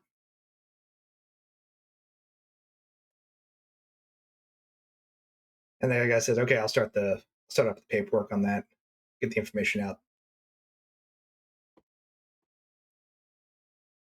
Then I think what Riv will do is approach the members of the guard, and they look extremely worried and upset, and gesture towards the house and say, what's going on here? My friend lives here." Oh, did you know the person that lived here? Hazel? Yeah. Hazel, yes. When was the last Yes. time when was the last time you saw her? I saw her on opening night. We both work for the Eclipse Theater. Okay. And one of them like pulls out a pad and like starts taking notes, and then the other one, maybe like a sergeant or something, says, "Okay, I'd love to talk to you, please. What's What's your name?" happened to her? What's happened? "We don't know yet. We're still looking into it. But what's your name?" My name is Riv.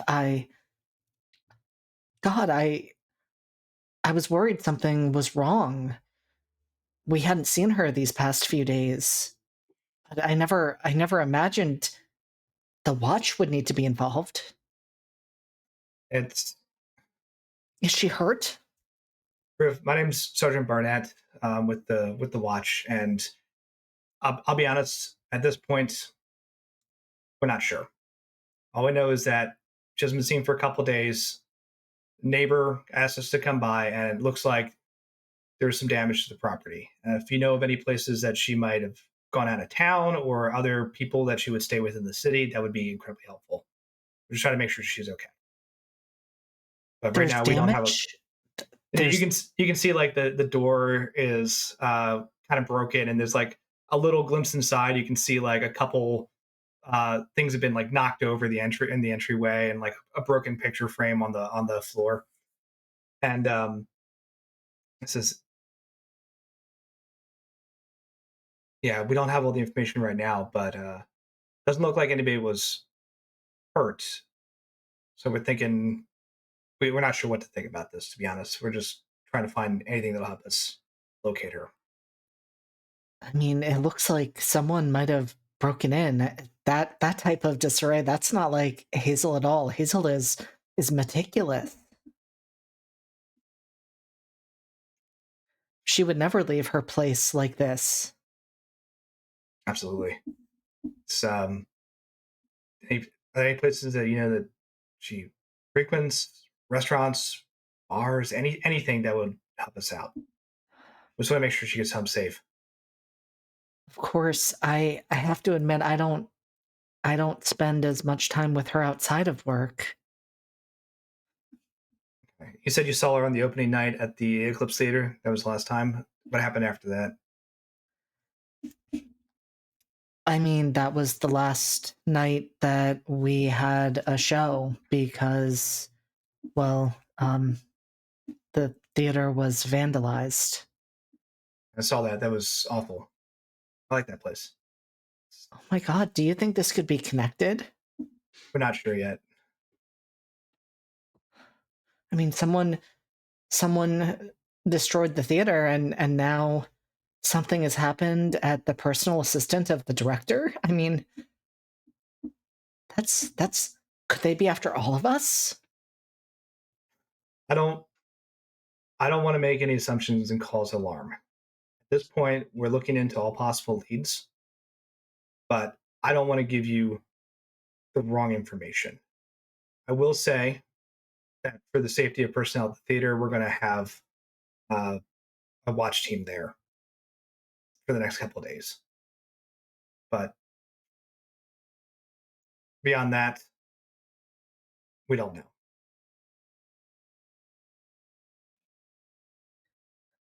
Well, There's, thank you for what you're doing. We want to see Hazel home safely. I mean, theater is like family. Also, I've heard that before. Listen, if you remember anything at all that you think would help us out, this is my card. Our watch station's a couple blocks away. Thank you so much, Sergeant. Sergeant, yeah. Nice to meet you. Nice to meet you. And the other one, like, just nods as well, has been taking notes about this conversation. And see me head out. Yep, they make a mental note to circle back to Hazel's house and start their own investigation. But for now, they are going to leave. You do as you're up here in the Northwood area, you do remember that a couple blocks away is the Tiger Eye Detective Agency.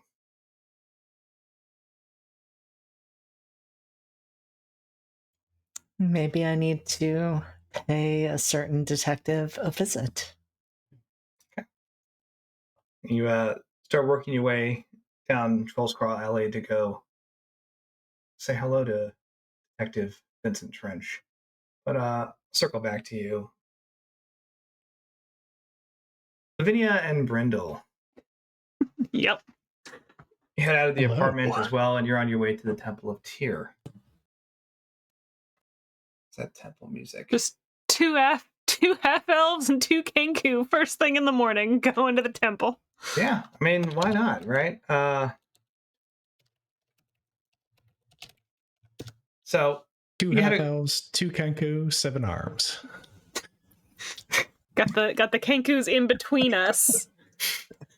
Just, I don't think they'll run, given everything they've suffered, but just in case. Got them in between. Definitely keeping an eye on them.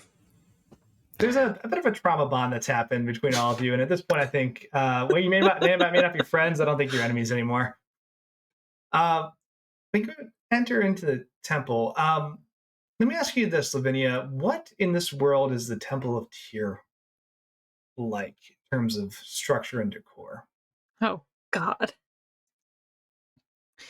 So it's in the same area as most of the temples in the city. So there is kind of not necessarily a uniformness to it and the other temples, but there is kind of that similarity in architecture because they were all kind of like built around the same time, probably by the same people who are doing the work. So it is grand, Okay. but I don't think it's quite as like ornate or flashy as some of the other temples. I think there is like an element of kind of like, so like if like other temples are more like Art Deco with like swooping designs and things like that, well, Art Nouveau, with like swooping designs and like things. Tyr's temple is much more Art Deco and like it's the sharp lines and the sharp angles, like of the like if you were comparing the two, like those are the same decade of art. Okay. One is very soft and pretty, and the other is very striking and a little severe. All right. You enter in through the main doors and are greeted by this very grand, but also practically built temple. It strikes you as it's here. It has a purpose. It's not just a place where people gather, but it's almost like a place filled with like those who have a mission in this world.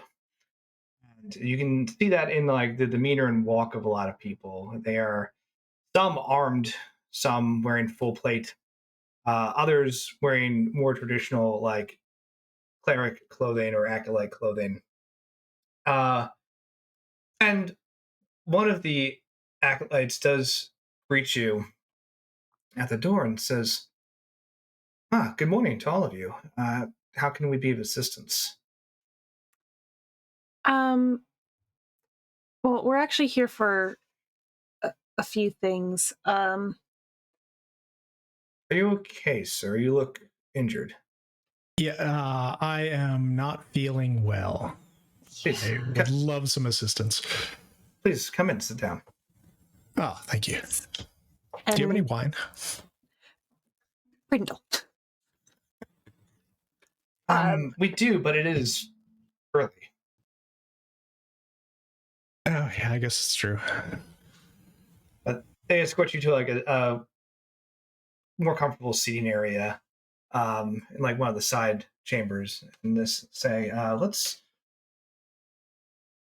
let me get you fixed up real quick, if you don't mind. A little bit of healing magic, and then we'll get you looked at to make sure you're in peak condition. Oh, that'd be fantastic. Okay. Really swell place you've got here, by the way. I have never been here before. Oh, well, we're here to help. And says, may I have your hand? Sure. And reaches out and just kind of puts a hand on top of yours, and then you feel a surge of healing magic that kind of wipes away some of the exhaustion and kind of brings like the outer edges of your vision a little more into focus.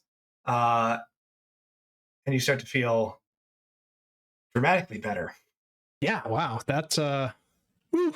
Well, thank you. That's a lot better than a glass of wine. Whew. No. The wine can be nice I too. feel much better. It's been a heck of a morning. It's been a heck of a morning, and that just made things a lot better. Thank you so much. I'm glad. Now that am I supposed to like tip you or something? There's no requirement, but if you do have funds, it is appreciated. We'll go back into the city. You know what? I must have left my other purse and my other bag. Most of the things. Did you leave it in the bag that you gave B? Yeah, just must have. It's okay. It would be wrong of us to turn somebody away because they didn't have the money for healing.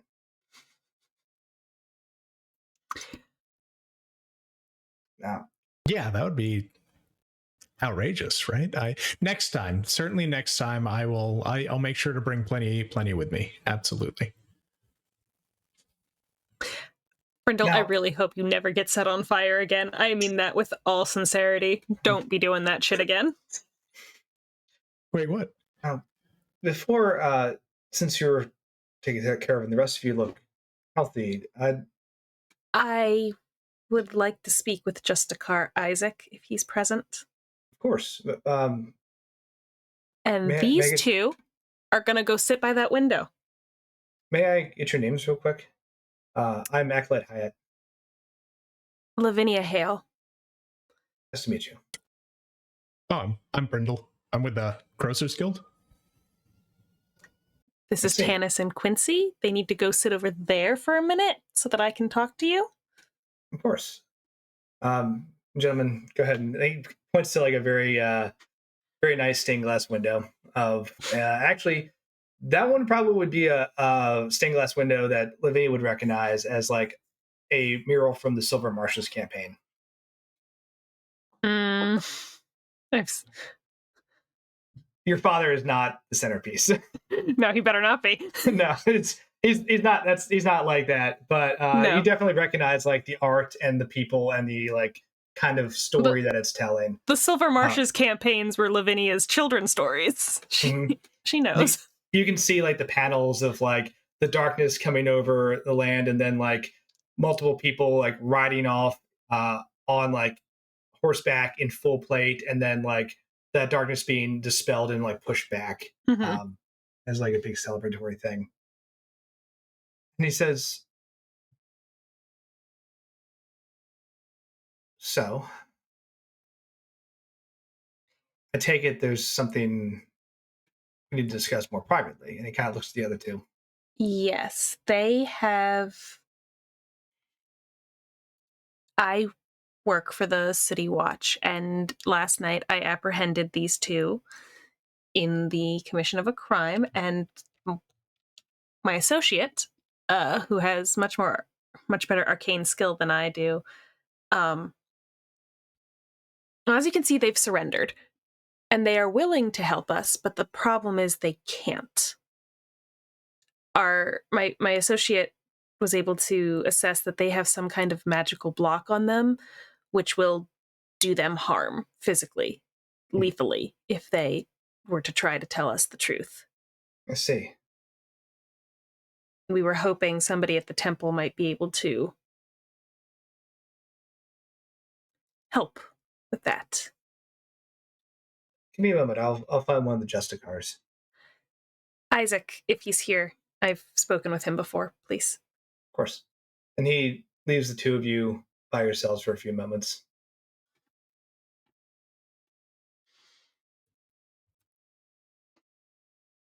This place is very orderly.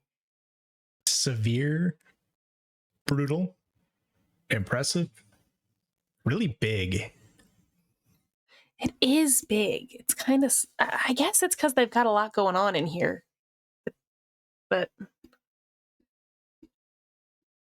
it's kind of funny. You know how, like, kind of soft and round he is? It's kind of funny to imagine that he hangs out here sometimes. Who? Oddvar?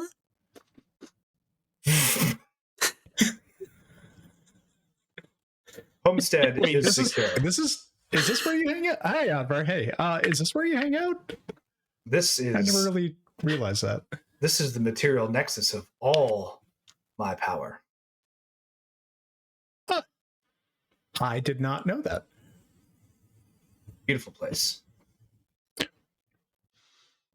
One filled with divine comfort and luxury.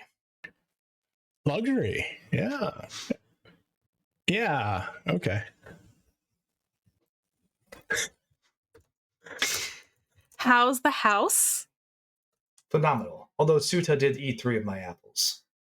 Well, you do sometimes get into Suta's cat food. So maybe that's a trade. We have come to a trade agreement, yes. Although I feel that Suta may be a little fuzzy on the terms. But we're getting there. To be fair to Suta, I don't think they can count.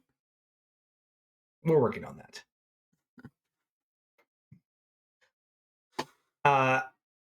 After a few moments, you hear clank, clank, clank of somebody walking up in plate armor, and Isaac comes around the corner. And it's been a minute, so let me re-describe Isaac. It's like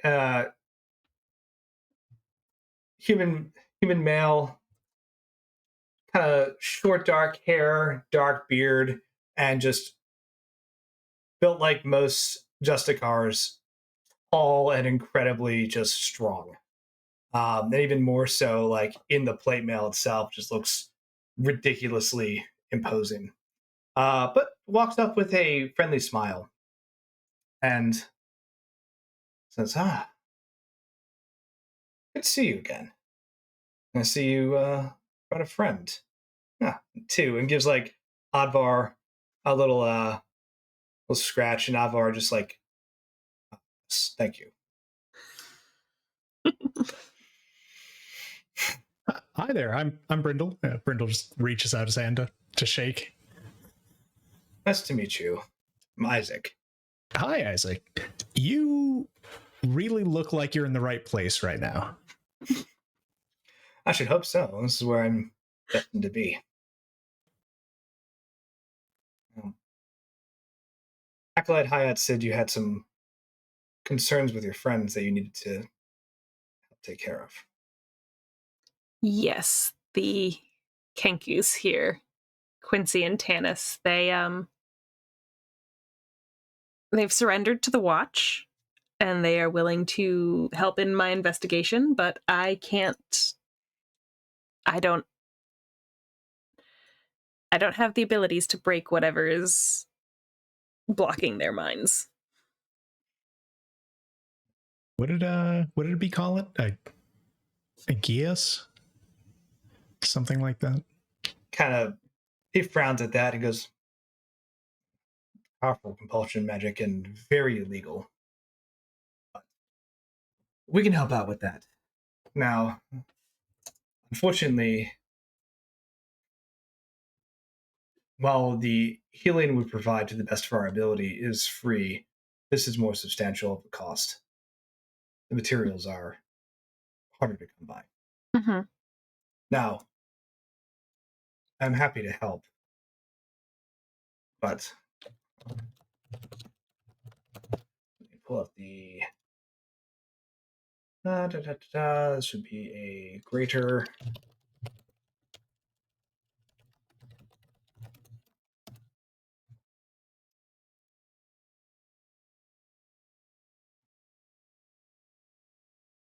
We have scrolls available. The at cost equivalent would be about 250 gold. Now That's each. That's pretty expensive. The creation of the scrolls is very expensive. The components alone are just 100. I guess we're lucky that we're doing this for the Watch, and it's a criminal investigation. So, I mean, obviously, it's going to be charged to the city. Good thing, because otherwise, that would be a lot of money. No. But he's just like looking at Brindle, just like, why are you doing this? Like, you're not wrong, but also she's just kind of like, why are you doing this? Oh, of course. This is a big place in the center of the city, clearly the most expensive place to be, and they're trying to charge us here to you know, just to come in and get healed. Like, they've got plenty of money. Obviously, they've got city funding. No, not having it. Isaac smiles at that and says, "You are correct. That is an option. Unfortunately, I would need at least deputy commander or higher to authorize that. I'm happy to do that." I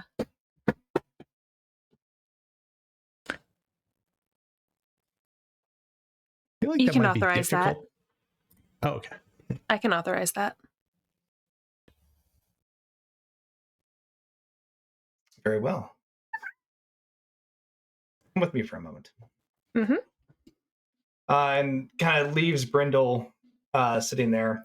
And he steps into like a small like office chamber and just says, he starts filling out basically the paperwork to say like, this is what's happening. This is how it's going to be charged. These are 2 criminals that are going to be released into the custody of, insert watch officer name here, Lavinia Hale, right?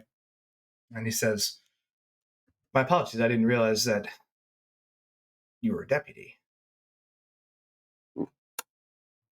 Yes, and Lavinia will show him her badge. Congratulations. Yes, thank you. I'm still getting used to it. It's an honor.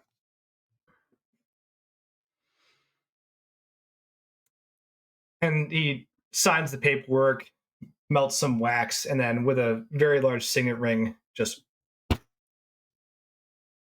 into the table, and gives it a minute to cool. Says, I think it's fortunate that you're here. We spoke last time outside the Eclipse Theater, and we talked about potential devilish presence. We're starting to see more of that. Beyond just the Eclipse Theater. Yes. Has some of us very concerned for obvious reasons. Now, I know you're a deputy in the watch, but I also sense additional influence here. And I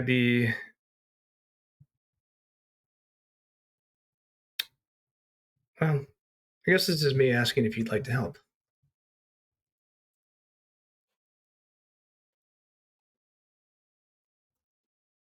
We have the same goal at the end of the day. The security of the city. Yes. Of course.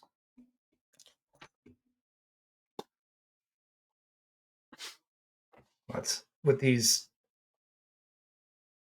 devilish types, they can be dangerous, and having more people with, we'll say, a divine spark, I think would be helpful in that challenge.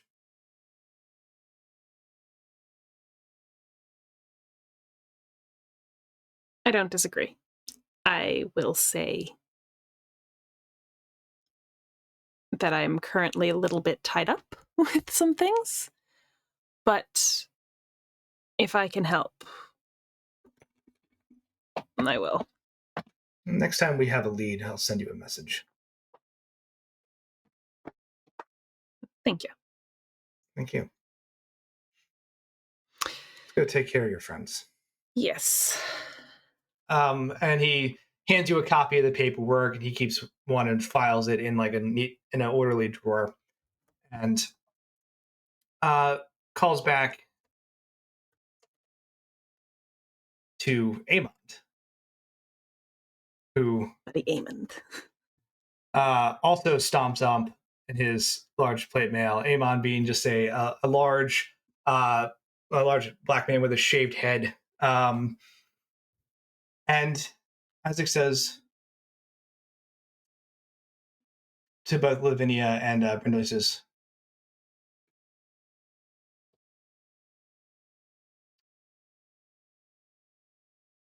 I apologize, but this is unfortunately necessary. And he says to Eamon, grab them and hold them. And not the 2 of you, but he points at Quincy and Tanis.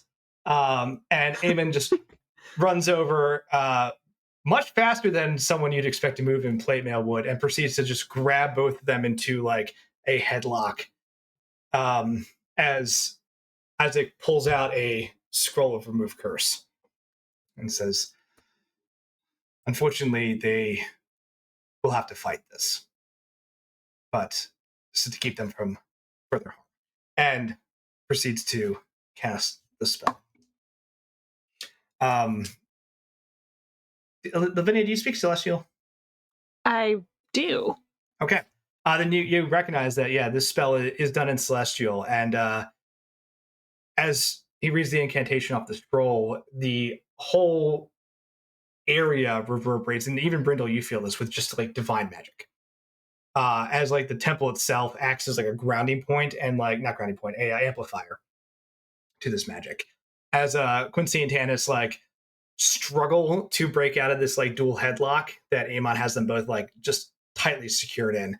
And where she says, I'm sorry, this is to help you. And the scroll basically burns into radiant embers, disappears as the two of them are just lit up with this golden light. And you see actually for a second these like spectral like manacles and the spectral like effective looking gag like just melt away off the two of them. And Amon holds them for an extra second and like looks at both of them and then slowly just lets them go and says, kind of holding on to the back of their collars to keep them standing and saying, "Are you okay?" And Quincy and Tanis are like eyes go in different directions for a second as they're like trying to reorient their brains as this like very powerful compulsion spell has just been removed from their minds. And they take a couple breaths and start to come back to themselves and like stand on their own accord. And Amon lets them go. Says, claps on the back and says, "You did well." I like this place. Lavinia's gonna like side-eye Brindle, like she can't tell if he's fucking with her or not. And then she's gonna go over to check on Tanis and Quincy. Says, "Acolyte Hayat, please bring some water." And he comes over with like a pitcher of water and hands them some water to drink. And the both of them are just like kind of shakily drinking this water, like I think we're okay. I think we're. How you feeling, Quincy? I feel like my brain is scrambled eggs right now, but man, thank you. Thank you both, and thank you too. Mm-hmm. Wow, we really owe you guys.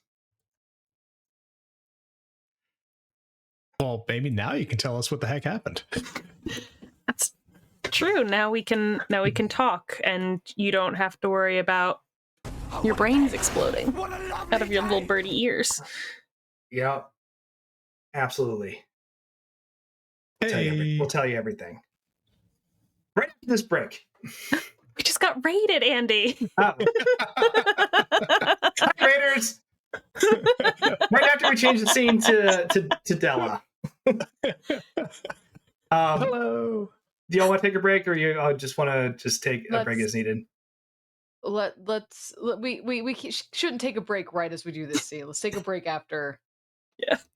After the next bit. That's fair. All right. So the two of you are getting ready to figure out all the crazy stuff that Quincy and Tanis are about to tell you. B and Silas heading back to the academy. Where are you heading? I'm going to check my schedule and see if I'm scheduled at the academy or at the Masons Guild. Hopefully it's the academy. I'll just say it's the academy because that's good for plot. So today you had a free day, so you can beat either one. I think the academy makes the most sense. So I'm going to go to the academy. I'm going to go to the academy because I need to study up on this fancy rock. Oh, also, I really need to give back those items that I took into the graveyard because they will come for me. The pearl that you signed for? The pearl that I signed up for? Yeah, they will come for me. Mm-hmm. I do not need that in my life. So yeah, I'm gonna go return the items taken from the spell component dispensary and yeah, do some research. Okay. Yeah, you head down to see Brando, the good old like haphazardly polymorphed or happily polymorphed. It's never really been clear, but you know, half gold dragon, half human, just running the components shop, and yeah, he's happy to see you. He's like, "Oh, hey, how did it work out?" It was great. I learned so much stuff. Thank you so much. This was really helpful. Return that, and I don't know that I took it. Did I take anything else out? I don't think I did. Nah, just standard components, but those are expendable. So here's your receipt for the pearl, though. You're good on my end. Fantastic. That's what I So needed. yeah. Oh hey, I'm actually teaching the entry level spell component class this Hmm. year. Do you have any free time in your schedule? Maybe you could do like a guest lecture in like the process of obtaining spell components or something like that. Yeah, I'd love to. Honestly, it'd be nice to just get out of the basement for a little bit. Yeah, absolutely. Yeah, let me see she'll like chat and kind of like try to make some time to see like sort of compare schedules, look at the syllabus, figure out which day to kind of get him in. Say, so how did you actually end up here, like in doing this for the university? Oh, my this is all part of my thesis. My entire paper that I wrote was effectively like components and potentially alternate components for different types of spells. So everyone gets fixated on like, hey, you have to have this to do this, and like that's technically true, but like there are ways you can substitute components or become more spell creative. But also you got to be careful because if you don't properly align the components when in terms of like material or like effectively the you can call them arcane echoes if you will, like they're not similar enough in style or type, you can end up with some like serious bad feedback. So yeah, that's I got a copy of that paper if you want to read it. I would love to read that. That actually has this is sounding pretty similar to the research that I'm doing with like arcane resonance theory and like structural like the structural formation of like individual buildings, like Hmm? and all of that. So I'd be really interested. Anything with arcane material science is, kind of my jam. So yeah, I would love to read that. Yeah, I'll send you up a copy. Thank you so much. All right. Well, Absolutely, anytime. I will be in touch. I think I'm not going to teach first years. I feel like teaching first years alternative component theories probably a little advanced. We'd probably end up with a lot of people with their hands blown off, the heads transported to the elemental plane of ranch. Yeah, let them make sure they We got the don't need basics that. down first. Yeah. Yeah. Well, yeah, anyway, thanks so much. Yeah, great to And see you. she will uh move on. Uh, I'm gonna go to the library and I'm gonna look up. I'm going to research. I'm going to dutifully pull books for my own thesis and my own paper projects and my own stuff. But I'm also gonna. I'm really what I'm focusing on is this magical amnesia, Okay. specifically like Yeah, arcane. Justin, fucking grip it and rip it, baby. Slop that This down, dude. interaction. Yeah, dude, crack one for the big boy. Hell yeah. And also thank you for the donation. Yes. Yeah, go ahead and give me an intelligence check at advantage. Okay, I'm gonna use a different die. Or sorry, Arcana check at advantage. Arcana with advantage. Okay, which one of you wants to come out of the thingy? You? Yeah. Get out. Thank you. The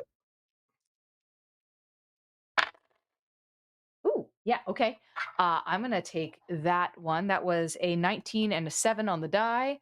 hell yeah. And with everything, that 19 is a 25 Arcana check.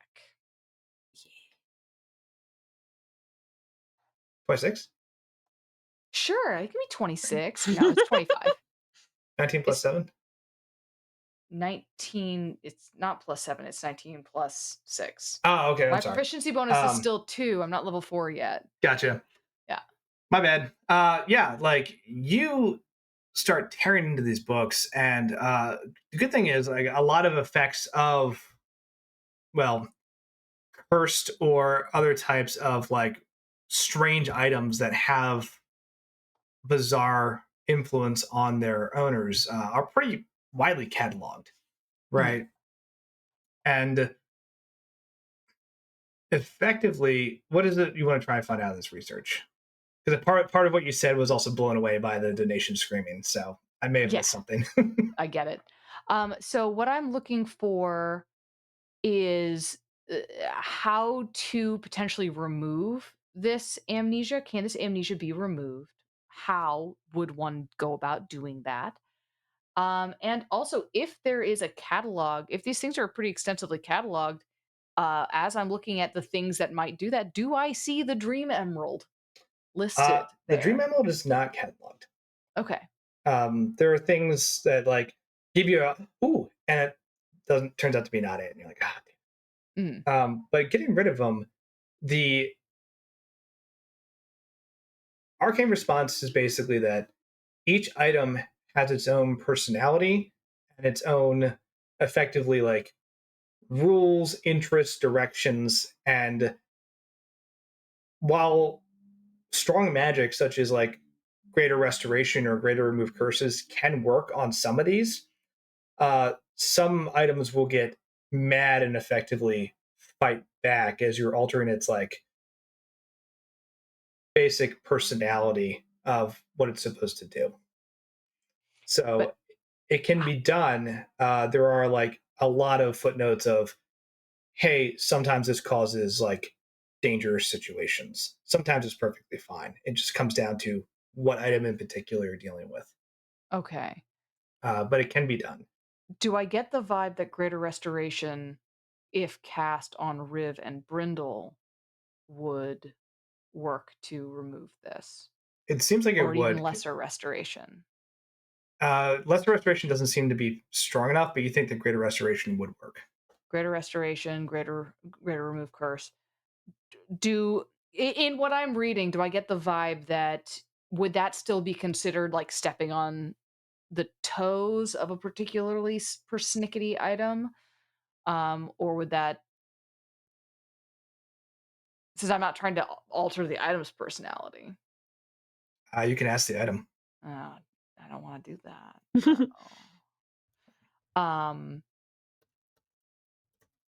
Yeah, okay. I'm going to. Because it comes down to, sorry, like the best way to compare it is like it comes down to in your research, like items just like people. And Mhm. at the end of the day, if they're sentient and they have a strong personality, like no two will react the same to a thing. So they could be perfectly cool with it, they could be immediately enraged by it, and everything in between. Okay.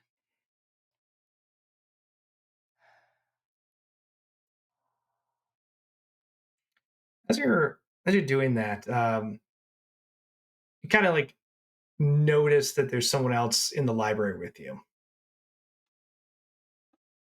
Yeah. Um, and you know this person. What you see is a uh, kind of haughty air genasi, who has Hottie. haughty, sure. You sure? They're stupidly hot because everyone else is. Yeah, this whole all wizards are hot. And he kind of comes floating in, um, and just gives you a bit of a look for a second and says, "So, studying up, B? Is that getting ready for the competition?" And this Adrenasi is named Luca, by the way. Luca? Mm. Is this the person who was referenced in the Waterdeep Wazoo? No, this is No, that was Mateo, yeah, wasn't it? Okay. that was a different person. Okay, this is Luca. Hi, Luca. Yeah, I am studying up. How about yourself? Oh, just taking a few extra moments to learn about some odds and ends. Gotta make sure everything is sharp for the trials. Of course. What what are you researching? Anything cool? Hmm. Hmm. Well, yes. But I feel like if we're gonna be in competition, then it would be unwise to tell you. What competition to see who comes in second to Mateo? Like, let's be real with ourselves here. Like, realistically. Mateo is he's skilled, but he's pretty arrogant, I'll be honest. And that's coming from me. Yeah. Windswept hair. Listen, I like the attitude. It's a good attitude. Um, I gotta be honest, you know me. I don't have a whole particularly cutthroat vibe. Uh, so, I whatever you're looking up, I hope it works out great for you. Uh, the trials will be interesting. I've never done it before. Yeah. So it'll be my first year. Is this your first year doing it too? No, I tried them last year, and it was enlightening to say the least. How was it? Like, what was it like? Well, simultaneously, the best thing I've ever done, and the twisted nightmares of every single professor here. They come up with all their own crazy puzzles, and well, they keep it fresh every year. But Oh, fun. now, I suppose if you wanted to take Mateo down a notch, we could try to pull some resources. Ooh. Work together right up until the end when you stick a knife in my back? I mean, that's fine. Something I'm like that, yeah. all right, that's fine. You don't just as long as it's not like an actual knife, I'm chill with that. No, nothing Uh like that. But it cool. would really make my day to see Mateo just fall on his stupid face. It could be your name in the paper next year and first years first year grad students will be competing to joining resources to knock you down a peg. That's the dream, right? That's the dream. You do that over and over again until you wind up being the black staff and having a whole bunch of other people competing to knock you down. And then you can become the open lord, apparently. Oh, if only. All right. Right. One step at a time, though. I gotta be honest, more power to you. I'll be happy taking oh god, I just forgot his name in the Mateo, no, not Mateo. Silas, The no, the Black Staff. the I'm Geodis. just shouting names now. Stop shouting names. You forgot a name. I'm trying to help I you. forgot a name. You're trying to help. The Just- guy I was literally just talking to. The dragon in Oh, the Brando? basement. Brando. Yeah. Like, I'll be fine taking Brando's job one day. Uh or working with him. I don't know. Yeah. Good It's job security. useful. Job security, exactly. Not a whole lot of people lining up for that one. But you know what? Oh, I'll tell you what though. If we do make this work, and we make it really, really cool, I do have an in with Volo. So if you're interested in ever doing like from the Volo's adventuring guides, so I don't know if you're interested in adventuring, but if you Hmm. were, That would be you know, good. Get a couple of things on my resume. yeah, Well, I guess in the spirit of cooperation, I'll tell you a bit about what I was working on if you'd be interested to share what you're looking up. absolutely, sure. Hmm. Looking to increase the speed of effectively levitation and transmutation magic. Make myself a little faster getting around. Interesting. So I've seen this recently. It was started off with a modified mage hand, and basically became sort of describes the catapult spell. I think Hmm. that would be extremely lethal if applied to a body. But I wonder if there's principles at work that could be used. A good way to potentially project off of a wall or ceiling, move a little faster as well. If you could reverse the direction of push. Interesting. Interesting. Yeah. It's a good concept. Um, I work on primarily um, sort of resonance theory and how spells interact within a physical space. So the way rooms, sort of designing spaces to either dampen or improve magical effect. Um, Interesting. So right now, the paper I'm specifically working on involves a lot of magical containment. So essentially, designing spaces for containing powerful magic um, that could either be then used potentially as generation. We should talk to Professor Monticle. Sorry, Monocle. Cillian? Professor Cillian? Mhm. Oh, yeah. That Cillian Monagle is my professor. Like I work for her, right? No, Or them? you work for Rory Firefall. I work for Rory. Oh, Mhm. Cillian's the professor who's gone. No, Cillian is the enchanter professor. Remember the one Lavinia told you about with Wilstrom? It's been a minute. Wilstrom who died, who was CW's friend, and Lavinia told you that, yeah, that was her.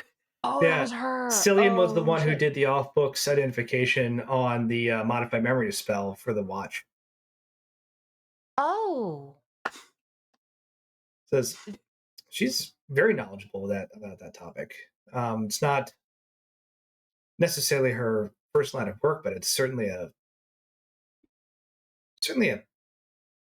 passionate side project. Interesting. Yeah, yeah, yeah. I've got this idea that I've seen wizards will use things like ion stones, right? That Mhm. will to like store additional magical energy. Um, I think there's a way that we could essentially build something about that powerful and use it to essentially power Waterdeep. Research like that could change the landscape of the city. Yeah, that actually is kind of the problem if you fuck up the math. Hmm. Still, great Um, goal. it's an interesting goal. I'm not super sure how it's gonna help me in the trials, but I'm gonna give it the old college try. Hmm. But I will absolutely help you. I'm happy to help you work on the speed challenge, and yeah, we can go talk to. I'd love to talk to Professor Cillian. And Luca just kind of extends a hand and says, "To teamwork and to watching that idiot fall on his stupid face." to teamwork and to watching an idiot fall on his stupid face. Shakes hand. And kind of fade off from that scene for a moment. And Mateo is worse than Silas because Silas is just like a health nut who just really thrives with routine. Mateo's an actual jackass Mm-hmm. because he's better than you and he knows it. Right. That's why Right. people. And to be fair, like it sucks because he has the skills to back up his shitty attitude, but pain in the ass.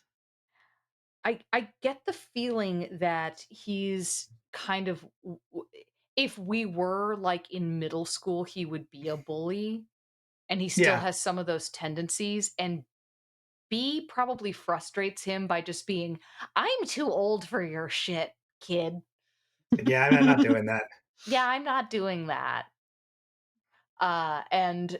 Like, so B is basically fully beneath his notice. Like, their paths likely do not intersect. So it's not even a like he's like, this person is so frustrating. It's probably just a like, the gnome. Which gnome? I like that. So like, but B knows who he is because everybody knows who he is. I very much doubt he would know who B is. B would be extremely surprised to discover that he knew who she was. Absolutely. Yeah. We'll switch scenes for a second to kind of fade away from that tentative truce between you and Luca to take down Matteo. What do I know about? Sorry, I do want to know, what do I know about Luca?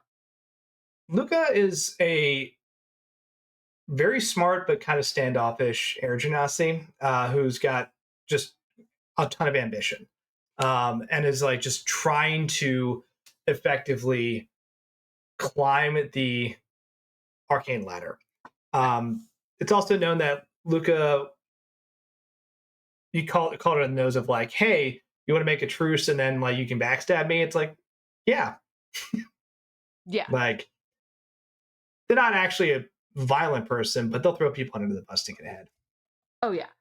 This is fully a, if it's a foot race to the finish line, I'm getting shoved. Yes. Like, but until that moment, like, we'll actually support you as a teammate.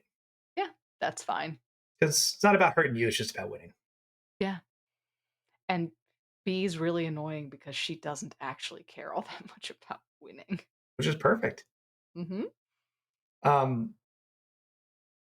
Riv. Kind of Yes. head up the stairs to the Tiger Eye Detective Agency. Again, the colors of the world disappear, leaving you in just that noir style black and white grainy footage. And see the stained window. It says Vincent Trench, Private Eye. Riv will knock on the door. Okay. Now, how's Riv going in? Like, who is Riv when they enter?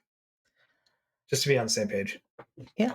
They are going in as themselves, as the same person they were the last time they saw Vincent Trench. Okay. Knock on the door. You hear the clacking of a typewriter stop. Here. Doorknob turns, it opens. And there's Vincent Trench smoking a cigarette, right? Wearing suspenders, button up, tie loose around the neck. It says, welcome back. Have a seat. Cigarette. And I'm imagining, just to fit this aesthetic, that Riv is dressed so much like a noir damsel in distress. Incredible. I think that is the one change that is made as she walks in and takes a seat, crosses her legs, accepts the cigarette, and then leans forward for him to light it for her.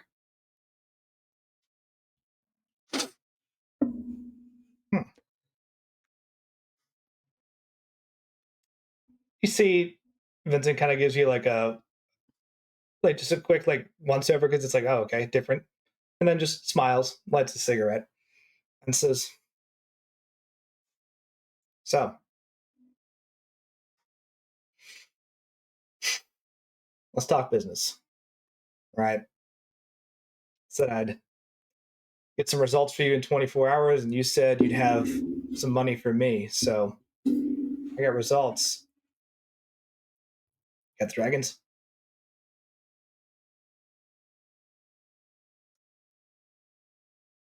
I have the dragons, but before we talk business, there's actually an update and a development that I would want to share with you. I'm not sure if it's connected. I'm not sure if you can help me with this, but I'm all ears. well, one of my friends, my colleagues, is missing. It seems that her house was broken into maybe on opening night. No one's seen her since then. And the Watch are investigating, but, well, it's the Watch. Watch is a little slow on these matters. Sometimes it helps to bypass the process. And he throws a file on the table with a photo of Hazel on the front of it. Like I said, 25 gold.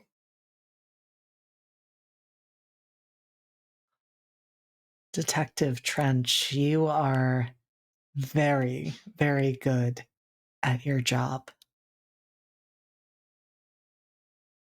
I know it. Do you pay him? Riv pays him. Okay. Takes the 25, counts it real quick, stacks it, and puts it into a little desk drawer. And he says, slides the file across the table and actually pulls out a few more files as well. You see he's got a file on Stair, file on Roberto, and a couple other cast members. Says little preliminary research. We'll talk about Hazel first, although I have a couple of concerns with some of your other cast members too.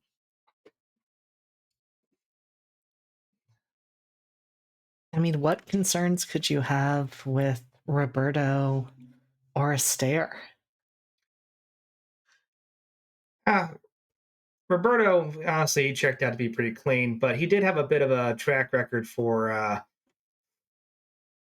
believe the terms were hostile work environment up in Neverwinter. But same time, he made the theater a lot of money up there. Yeah, and he gets results. so nothing too crazy, but something worth keeping an eye on, right? He's tends to get a little overinvested, and well, it's all in the file. Just that's more for your information. Stare here. Well, Rigsby is not her last name. She's actually Esther Rosnar. Noble family, winemakers. Is she now? Now, I don't think that's going to harm anybody. Her keeping that secret, but I'd be curious as to why. I'm going to keep digging on that one. But again, not a big concern. Just something you probably want to be aware of. Hazel, though, that's an interesting one. And you see, like the three files, like some of the other files are like, oh, hey, this person like got into a bar fight a year ago and has like a misdemeanor. It's just pulling up like things that are probably not a concern, but you can tell he just did his research on like the cast members. And Hazel here, interesting case, because you're right, she did disappear probably sometime after opening night. I'm estimating about somewhere between 2 to 4 a.m. Yeah, Watch didn't pick up on it until this morning. But When did you pick up on it? a little bit of backtracking. As soon as you told me about the theater, I started looking into people. And I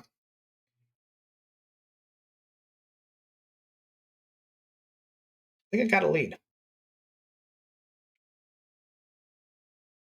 On Postable entry. Hazel? Postable entry. Taken out, right?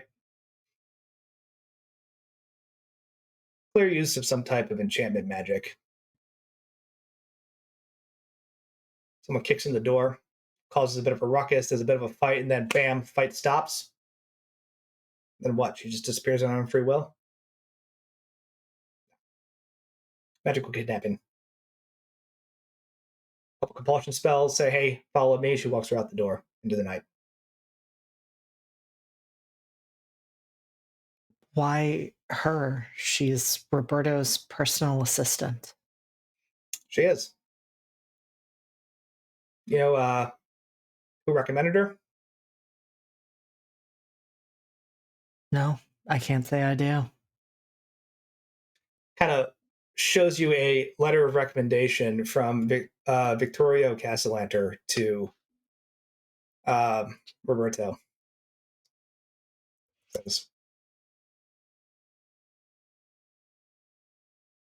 Now, here's the thing, right? Don't make any sense that the Castellanters would kidnap their own person they recommended. I can tell you that, at least for a couple hours afterwards, a lot of strong sulfur smells in that house. Watch didn't probably didn't pick up on them because by the time they got there, it's probably gone. So, looking at something infernal,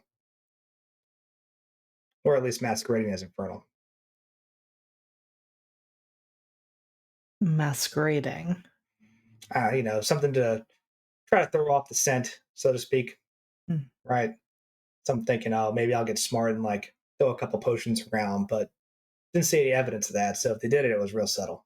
But I'm thinking some type of outsider.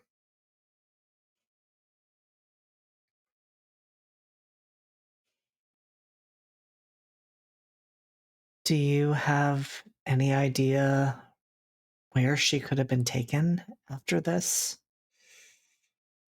I mean, they say the first 48 hours are the most important, and it's been days now. Yeah. This is where it's going to get interesting, right? Got one lead here. I'm going to pay a visit to the Castellanters.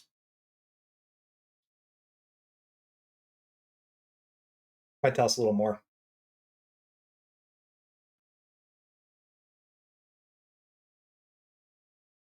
You are very smart and very clever and very bold, Detective Trench. I'm just doing my job. But he does smile at that. And says, now, here's the thing. A couple ways I can do this. I can, of course, show up, knock on the door, and start asking questions about a missing person. That's probably going to make them clam up. So I'm looking for a way to get in there a little more subtly.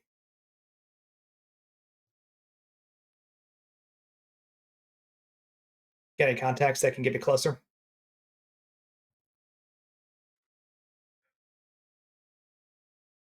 I think that may be something I could arrange.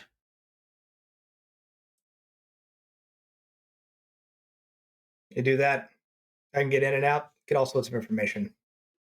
Because let's be honest, any type of approach is better than saying, I'm a private investigator and I'm investigating you. Right?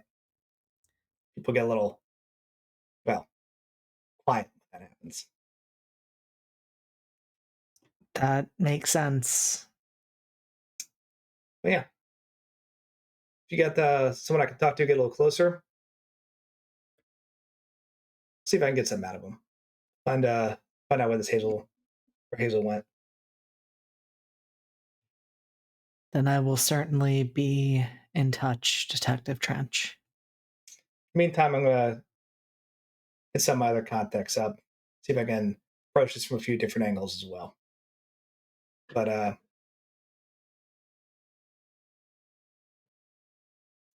me show you one more file. And he like pulls out a file on the Castellanters. There's a couple things in here that don't make sense to me. I'm trying to piece it together. You know, Castellanters, they initially protested the opening of Play, Hamlet, right? Not because they didn't like it, they said they wanted to run something different. You know, they wanted to rent the community space. Of course, Frodo tells them no. Next thing you know, they say, well, we'd love to contribute to the community. Send down Hazel as a PA, right? Theater gets vandalized. Watch report said it looked like it was unlocked from the inside, so I don't know. Not going to say it confidently, but I got at least one suspect in mind. Hazel? Potentially. But then she disappears, right? Right after, well, the theater has to shut down, the cast just swoop in like heroes and pay for the whole remodel. And I don't think that's a no strings attached kind of gift. My question is what they want with the theater.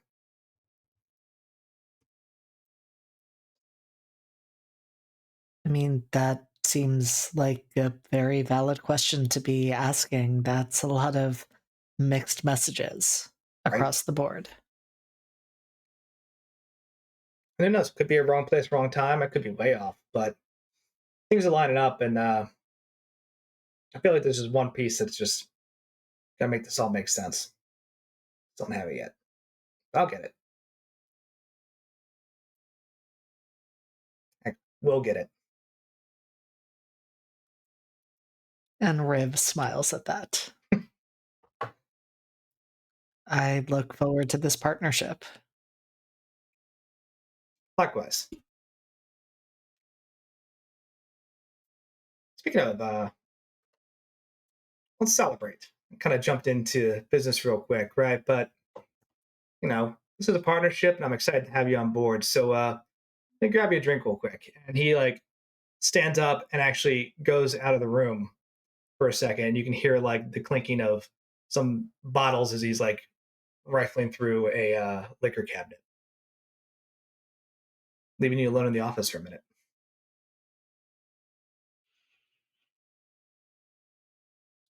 What other files are out on the desk? On the desk, just the ones he laid out in front of you, but you do remember seeing some other interesting files last time you came here. I certainly do. I would like to see if I can track some of those down. Go ahead and make an investigate check.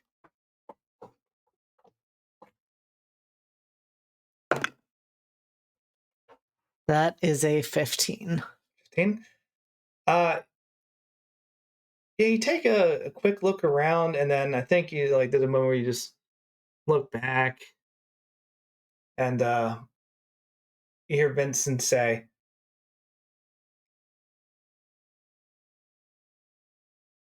"Like light or dark liquor?" Let's go with dark. Good choice. You hear some more clanking in the distance. And you just check a few of the like drawers on his side, and the one at the top, basically just right under the desk, slides open, and you do see the case of the dangerous doppelganger. You also see a couple other items, like you see an old pocket watch. You see, strangely enough, like a ball of yarn that's been twined up, right, and a revolver. Which is they exist in this world, but like firearms are not common. Like it's mostly because they're complex to make. But he's got one apparently. And Riv doesn't touch any of those items, but they do take a peek into the file. Okay. This file, as you read it, like there's a little bit of panic that starts to go through you because this file's accurate. There's a bunch of crimes that this doppelganger has committed, and this has a very detailed timeline and map of all of them. It's also got descriptions, possible like living areas, and you guess that if this is just kind of left and Vincent keeps working this one, he'll crack it pretty soon. There's also a note in there that confirms what Sergio said, handwritten, that links this doppelganger to areas around the sanctuary, mostly through witness statements and other types of visual sightings, as he's kind of circled that area of the city, or that block, to start drilling down an investigation. And just says possible safe haven. You hear the clinking of glasses as some liquor's being poured out, and footsteps as Vincent is starting to walk back in. And of course, Riv closes the drawer the moment they hear any movement heading back in that direction, and go to lean against the desk, looking through the files that are on there, posed very prettily, but shuttered window silhouetting you. Yep. He kind of pauses for a second, then like hands you the glass and says,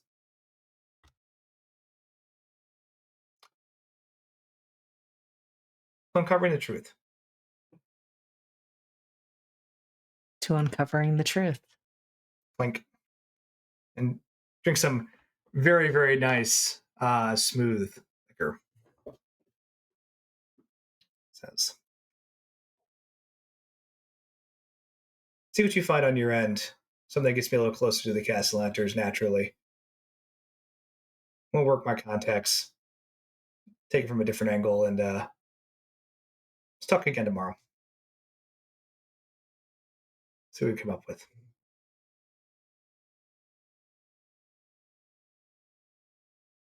You have a very keen eye, Vincent.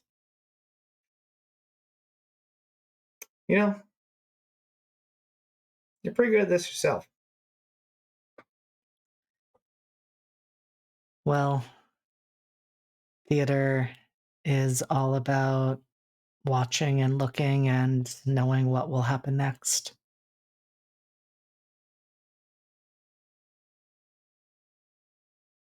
I love it. Let's just hope that this isn't a tragedy. Absolutely. And just downs the rest of his drink and says, "All right, I'm going to get to it. Thanks for stopping by." Thank you for all of the hard work that you have already done. Find her. I have no doubt we will. I just hope she's found safely. She'll be all right. We're on the case. And politely opens the door for you and, she guides you out.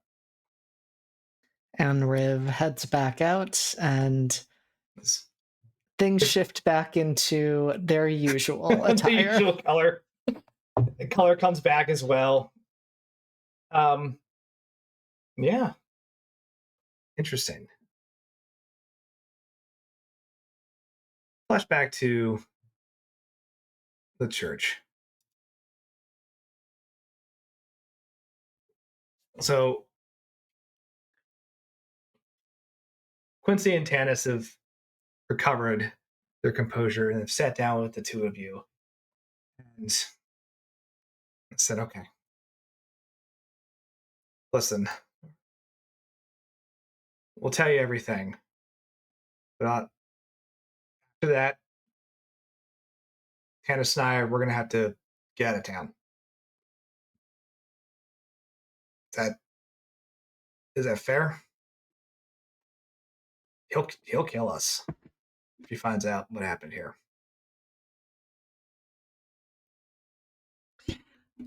All right.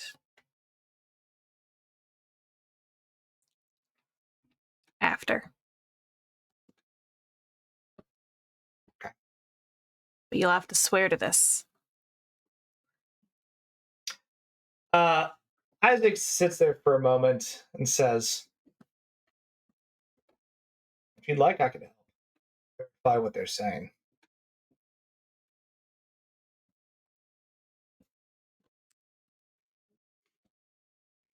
Yes, that might be helpful. Takes a gauntleted hand and just it radiates with divine energy. And he just looks at them and in Celestial says, may your words be only true. And casts his own of truth.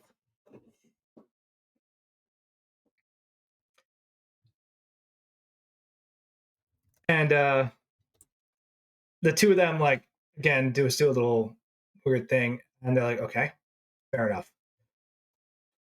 We swear. Yes.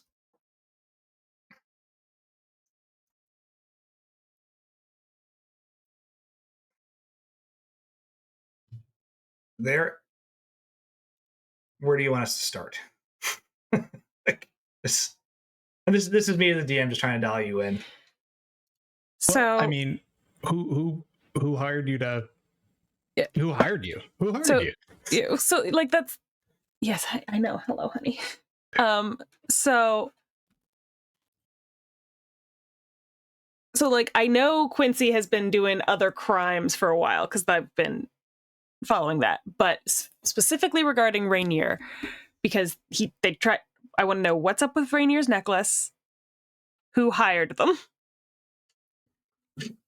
Nods and says, all right, all the rumors you've heard,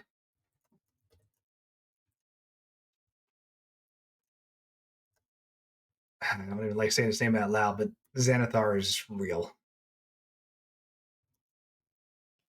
Oh, you? Who now? You've seen him? You've looked him in his eye? Yes, he is. Just like turn my head and look directly at Isaac. And Isaac is like, interesting. Says he is here in the city, but he's also it's hard. I don't know how to explain it. It's some type of magic where he's able to maybe project himself or be in multiple places. He's everywhere and always watching things. But he has been, well, it's been gathering followers. One of his more devout his name is Carson. We already have a Carson. I'm not going to do that one again. Hold on, let me get a different name.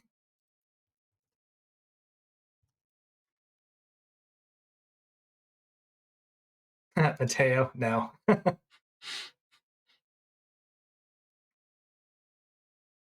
Name generators trying to cause more problems on purpose. Right? I'm like, I don't want conflicting names. It's going to get real confusing real quick. Or are they the same person and we're just making the conspiracy bigger? Exactly. More dangerous doppelgangers. If I throw you red herrings, I want it to be deliberate. I don't want to just send you on wild goose chases. That'll work. One of his more devout followers, whatever you want to call him, his name's Arland. He kind of runs the show here. We got pulled in just as basically a job offer, right? And we went from living on the streets and trying to make ends meet to just being offered a lot more money to do kind of the same things, but just a little more aggressively. And then it escalated. And by that point, it was just we weren't getting out. We knew too much, and they used magic to keep people in check. Um,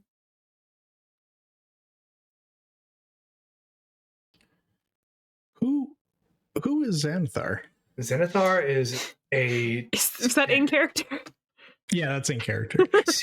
I did go back and read out of character. But. Is a terrifying being from another realm, planet.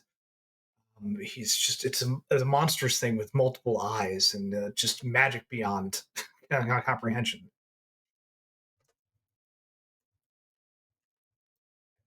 Well, that seems bad. It's not great. How do you know it's real? I mean, it could be an elaborate illusion or something, right? It very well could be, but it every second felt real to me. Okay. But if he's that powerful, we could have been fooled. I don't know. What did they want with Rainier's mother's necklace? They want the stones. Xanathar, he knows about the stones. He's the one that originally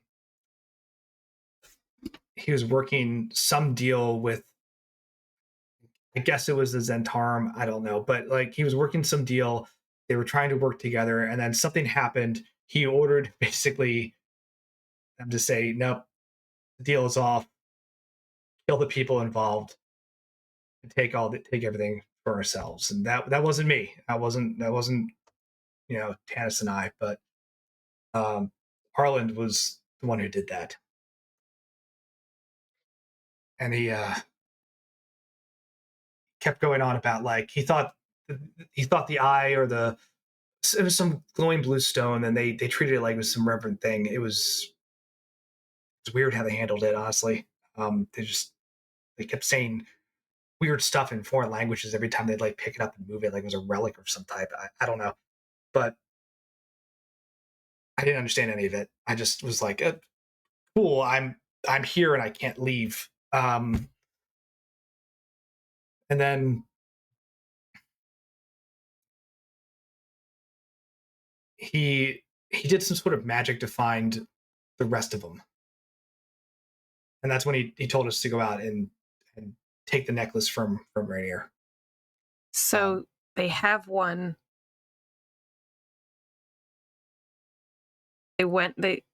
Rainier's mother had one in her necklace.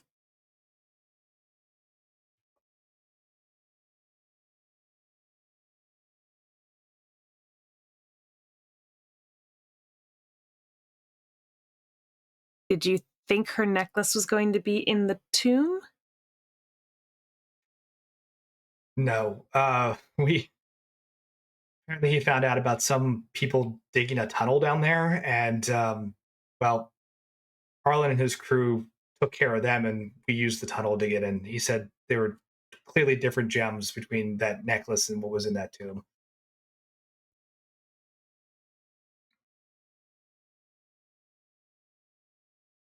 And Tanis kind of speaks up and says, I heard some people talking about the blue gem that they found, and I only heard pieces of it, but I think they stole it from like the palace.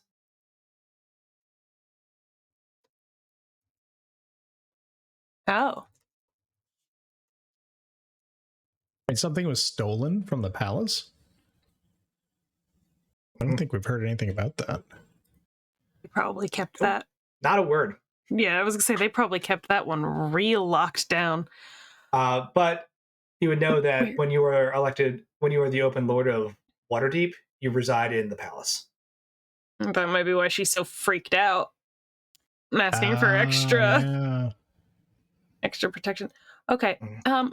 Last thing before we let you get your life on the road.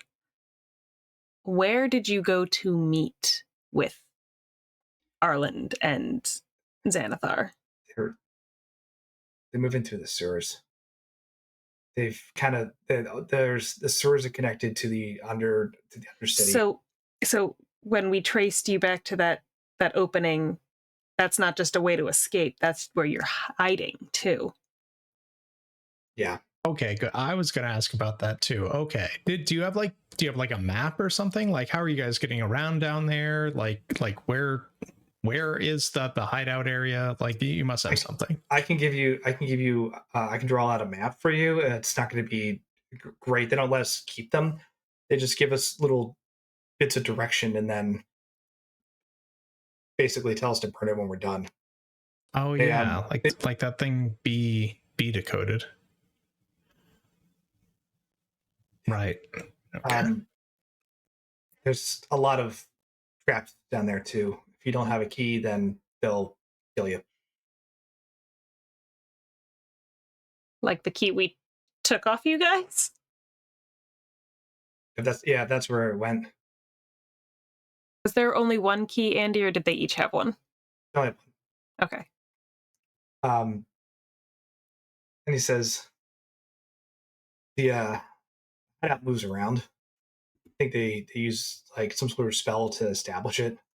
And they don't stay in one particular area too long. They just kind of circulate. But they know that area down there very well. It's so this Arlen is a follower of this Xanathar, right? And they're all also looking for these stones, which is all I'm hearing about today, is these stones. What? Sorry, this is all new to me. Okay. So how many are there? How many of them are there? 3. Wait, it's only 3 people? Oh, 3 people? 3 stones. Oh, 3 stones. Yeah, how big is I meant like how many people? Yeah, exactly. Of core believers, probably a dozen. And then others like us who just get kind of pulled in. I don't know, maybe another 10, 15. Doesn't seem too bad. It can be anybody. That's the problem.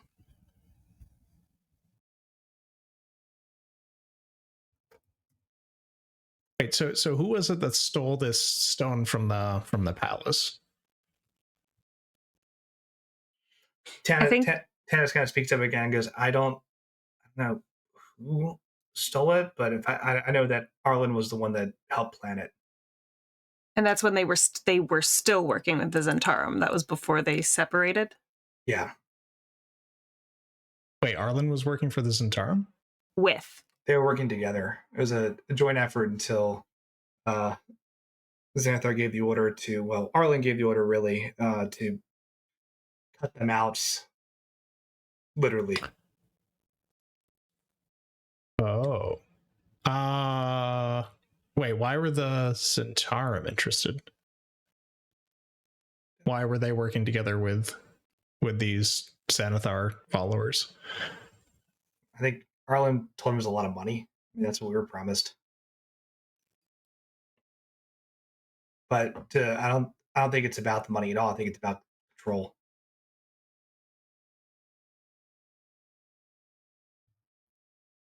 Okay. Wait, so how many stones? So we were talking about 3 stones. We knew that was the one blue one taken from the palace, you said, and then you were searching for one in the mausoleum. Mm-hmm. What was the 3rd one then? Rainier's mom's necklace. Remember on the dock when they tried to jump Riv and Rainier? They told us to get his necklace. They thought the stone might be there. Wow.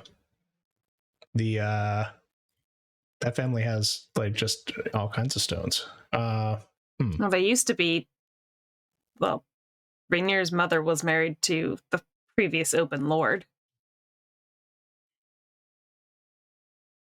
That means at one point they did have all 3, if the blue stone was kept in the palace. Oh. Wow. Okay.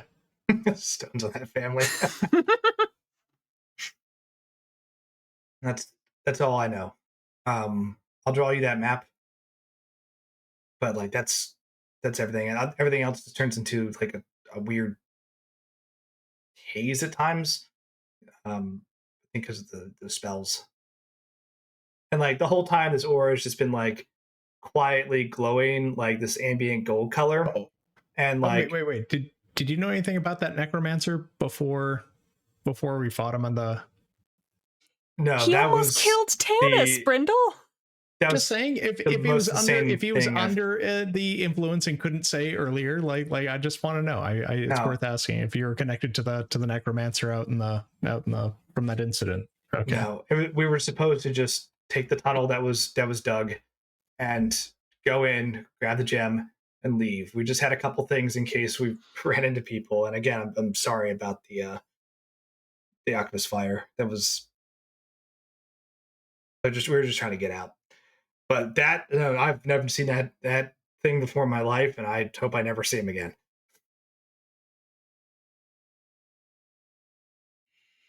All right. I can't think of anything else. Thanks, Brindle.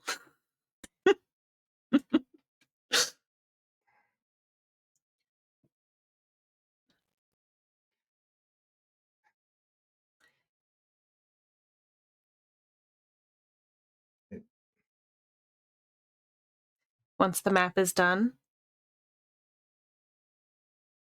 get out of the city. You don't tell anyone you talked to us.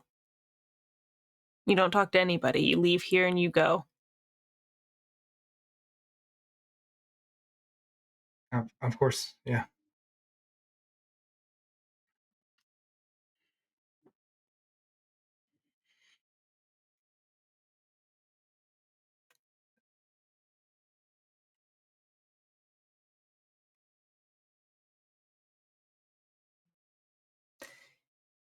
Are you worried about your friends? I don't have that many left, honestly. After the Rainier incident,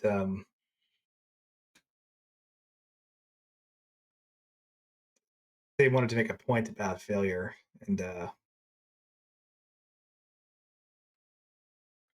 yeah, they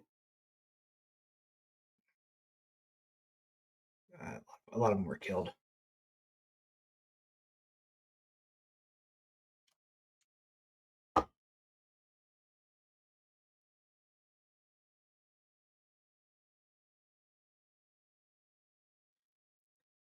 All the better for you to go then.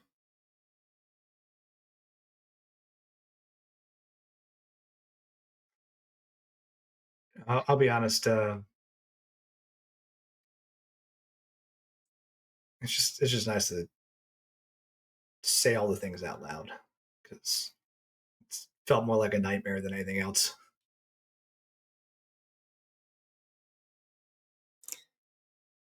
Well, it's over now. Advar, Yes, will you make sure that our friends get to the city gates? of course. Friends are a strong word. That guy did try to set me on fire. I Okay, my friends. Since Brindle has a problem. Quincy looks like legitimately sad about that, and is like, I am truly sorry. Like I feel like this is a reasonable boundary to set, my guy. Like, there's Yeah. some things you don't get to walk back. oh no, 100%. Like, and he's just like, I did that. I tried to kill you, and like I was up against it, but also like, there's no way to make this good, but I don't know what else to do here. and well, I mean, he's telling the truth. And says, well, we'll work on that map.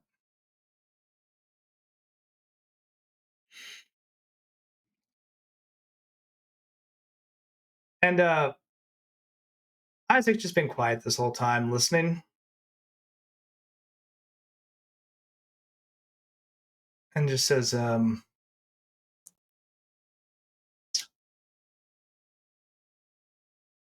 Lavinia,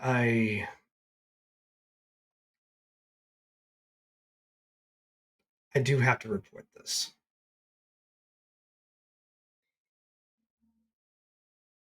It's a major threat to the city. So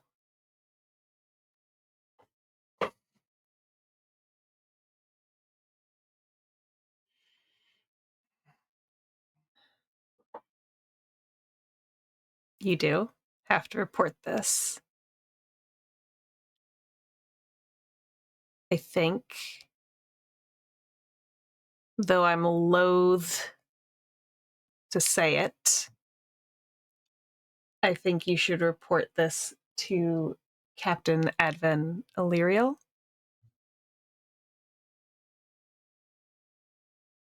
I know from some of his more recent projects, this might touch it.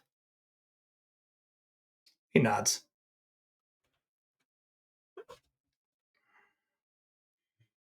I can put my name on it if you think that'll help. We're familiar with one another. But thank you. Yeah, of course. You are. He's kind of familiar with everyone, isn't he?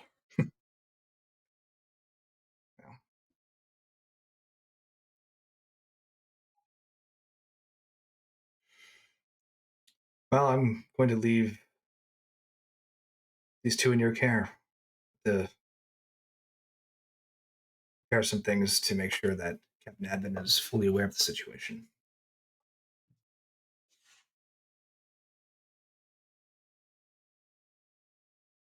Good work. Both of you.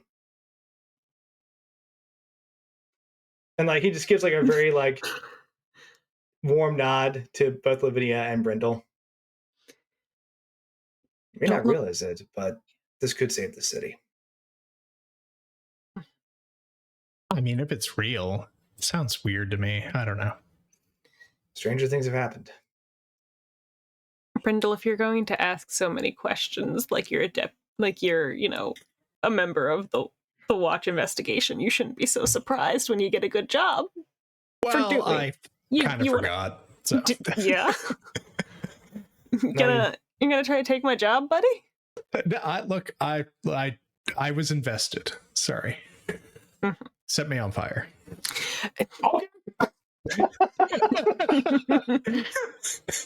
I secretly liked it. No. Do you take them? Yeah, above board. I got a little bit worried when you were like zone of truth, and then like 10 seconds later, I was like, oh no, what if Brindle says something? And then I remembered Brindle doesn't remember shit. I did think about that. I add a character. I was like, I was momentarily concerned, and then I was like, he doesn't know anything about the stones. He physically can't remember. I mean, but now you know, Brindle, if you run into Justicars in the future, they can cast spells like that. That's fine. I think Brindle can wander around the truth and you know, as necessary without crossing a line. So it's fine. That's fair. But where do you take them back to? I'm gonna assume Troll Skull Manor, or do you take them somewhere else? Oh, I'm taking them out of the city. They're going now. Well, to make that map for you. I guess, yeah. I thought they just do it here. Yeah, I was gonna say no. I don't want to take them back to our they're gonna draw base. Yeah, they're gonna draw it here, and then we're gonna walk them out. Okay. So they start working on the map. I want to fade over to one last scene for the night, and then we're gonna call it. And that is, there's no way a map can be incorrect if it's drawn within a zone of truth. It's flawless logic. Perfect maps only. That sounds right to me. I can't argue with any of that. B, as you're leaving the academy for the day, right? Put in a solid day's work.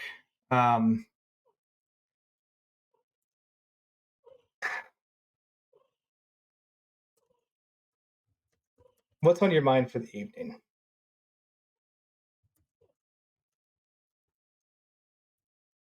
I think B is really kind of I think B is kind of like lost in thought. I think there's a lot of connections she's trying to make. And there's kind of a lot of tower politics that are kind of going on right now. Oh yeah. I think she's headed toward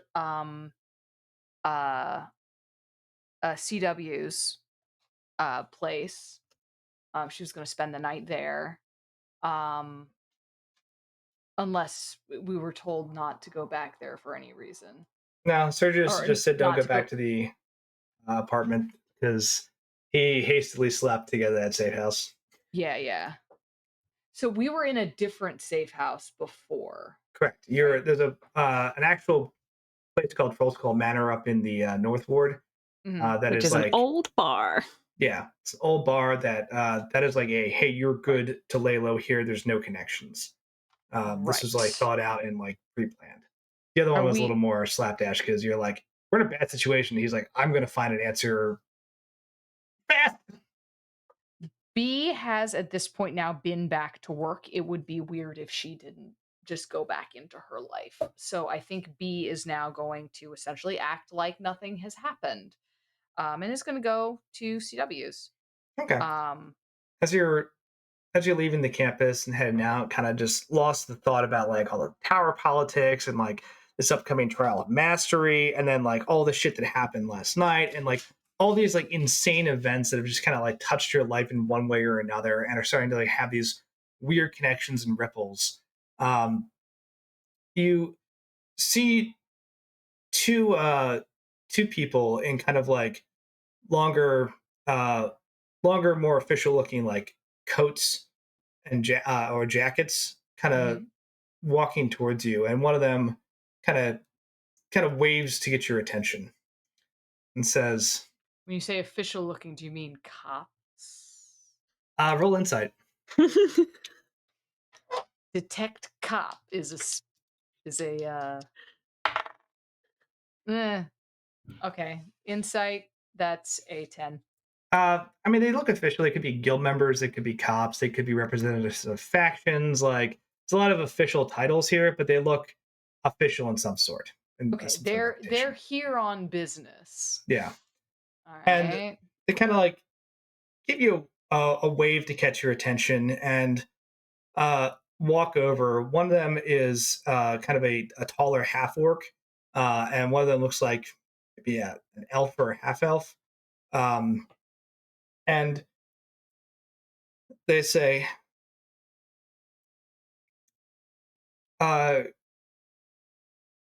excuse me, Magi Kima Bombler?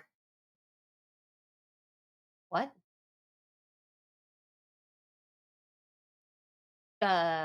Yeah. Hi. They both pull out Waterdeep watch badges. And they say, I'm Inspector Detective Hendricks. This is Inspector Detective Page. Do you have a minute to talk?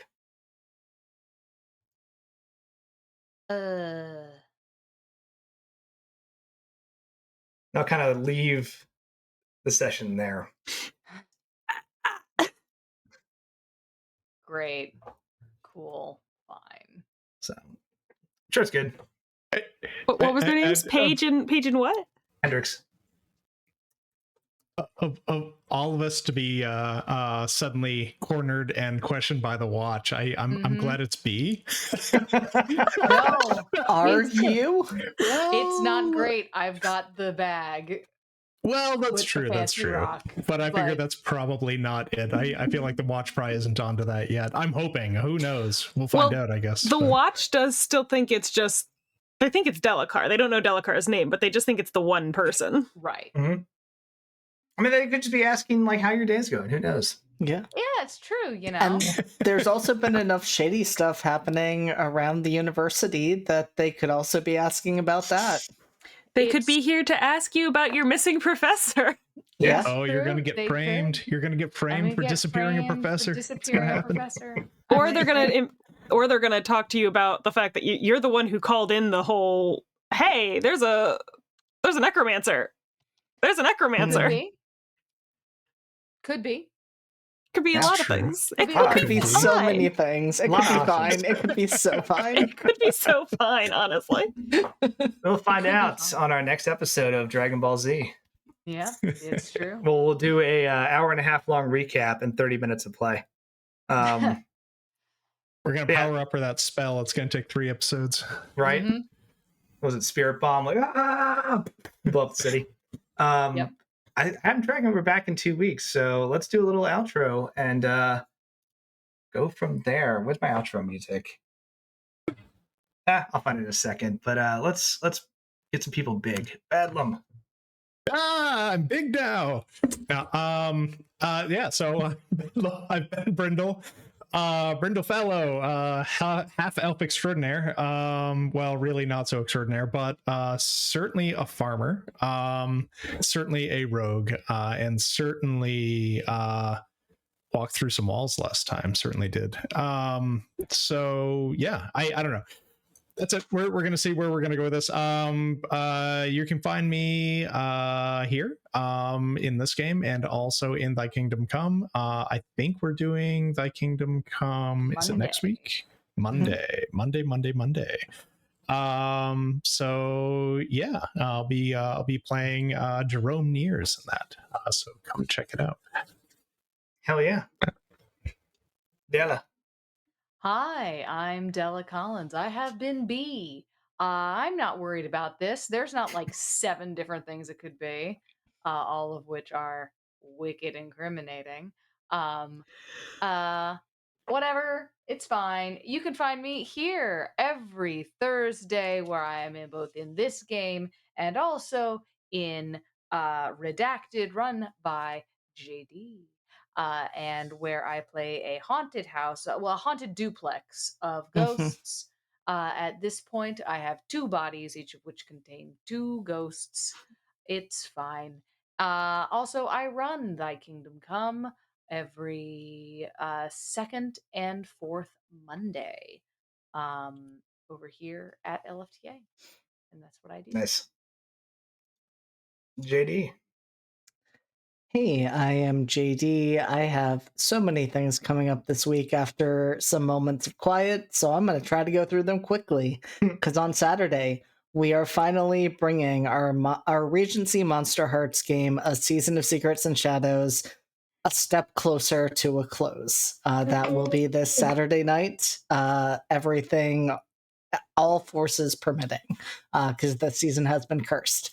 I will be back here as well on Sunday for Academy H, our Masks Actual Play podcast, where we will be recording potentially 2 new episodes. As Della and Bedlam mentioned, I will also be here for Thy Kingdom Come on Monday. On Tuesday, I will be over with Entropy Emporium running our Horror Masks game. They call us Villains, where they are currently in a WandaVision-esque alternate reality, and we are going to see how much longer they are in that space. On Wednesday, I may or may not be in a Delta Green one-shot based on Five Nights at Freddy's over on Lost Caravan, depending on if technology decides to hate us. I will then be here on Thursday running Redacted, our psychological horror game, where everyone is a haunted house or a duplex of haunted houses. And then on Friday, I will be, again, technology permitting, with Lost Caravan for the Fall of the House of Red, our cyberpunk red game, inspired by the Fall of the House of Usher. Nice. And at some point, you'll sleep in there, I assume. Absolutely, because I sleep a normal amount, and we all know that. Hell yeah. Julia. Hi, I'm Julia. I'm the local Delaware cryptid. You can find me at Hexwet on all social media platforms. This is Ichabod. He's a brat. Tonight I've been Lavinia Hale. Remember, ACAB does include Lavinia Hale. I will be back Sunday, and once I do that, it's every other Sunday as Lyra Kroll with Academy H, and then every other Saturday I am here for class reunion as Kelly Violet, who is gonna try and turn one of her old high school classmates from a vampire back into a real boy. Maybe she'll kill him. We'll find out. everything I do with Live from the Apocalypse. I live here, I die here. That's all, folks. Heck yeah. And I'm Andrew, so I just keep making stuff up and running this game, and it seems fine. I'm having a good time. I hope it seems like everyone else is too. So yeah, and at some point, I think in the next 2 weeks we're going to run Veil Breakers again. That's been on a bit of a hiatus, but they're back. They're going to go try to punch a super powerful lich in the face, and they're all level 18, so it's going to be very high budget and ridiculous. So check that out. And also, I think episode 3 of Cryptic Community College season 2 drops this Sunday. Yes. So that's out now, and you can just hear us all play through our Monster of the Week thing, where I play a podcast conspiracy theorist who believes in everything, including his friends. You know, but that's all I got. And yeah, you're gonna see the thanks for watching screen, and then we're gonna raid somebody. And who that person is a surprise to everyone, including myself, as I pull up the Twitch page to figure out how to raid people. But thank you all for hanging out, and we'll see y'all in 2 weeks. Have a great night. Night. Night, everybody.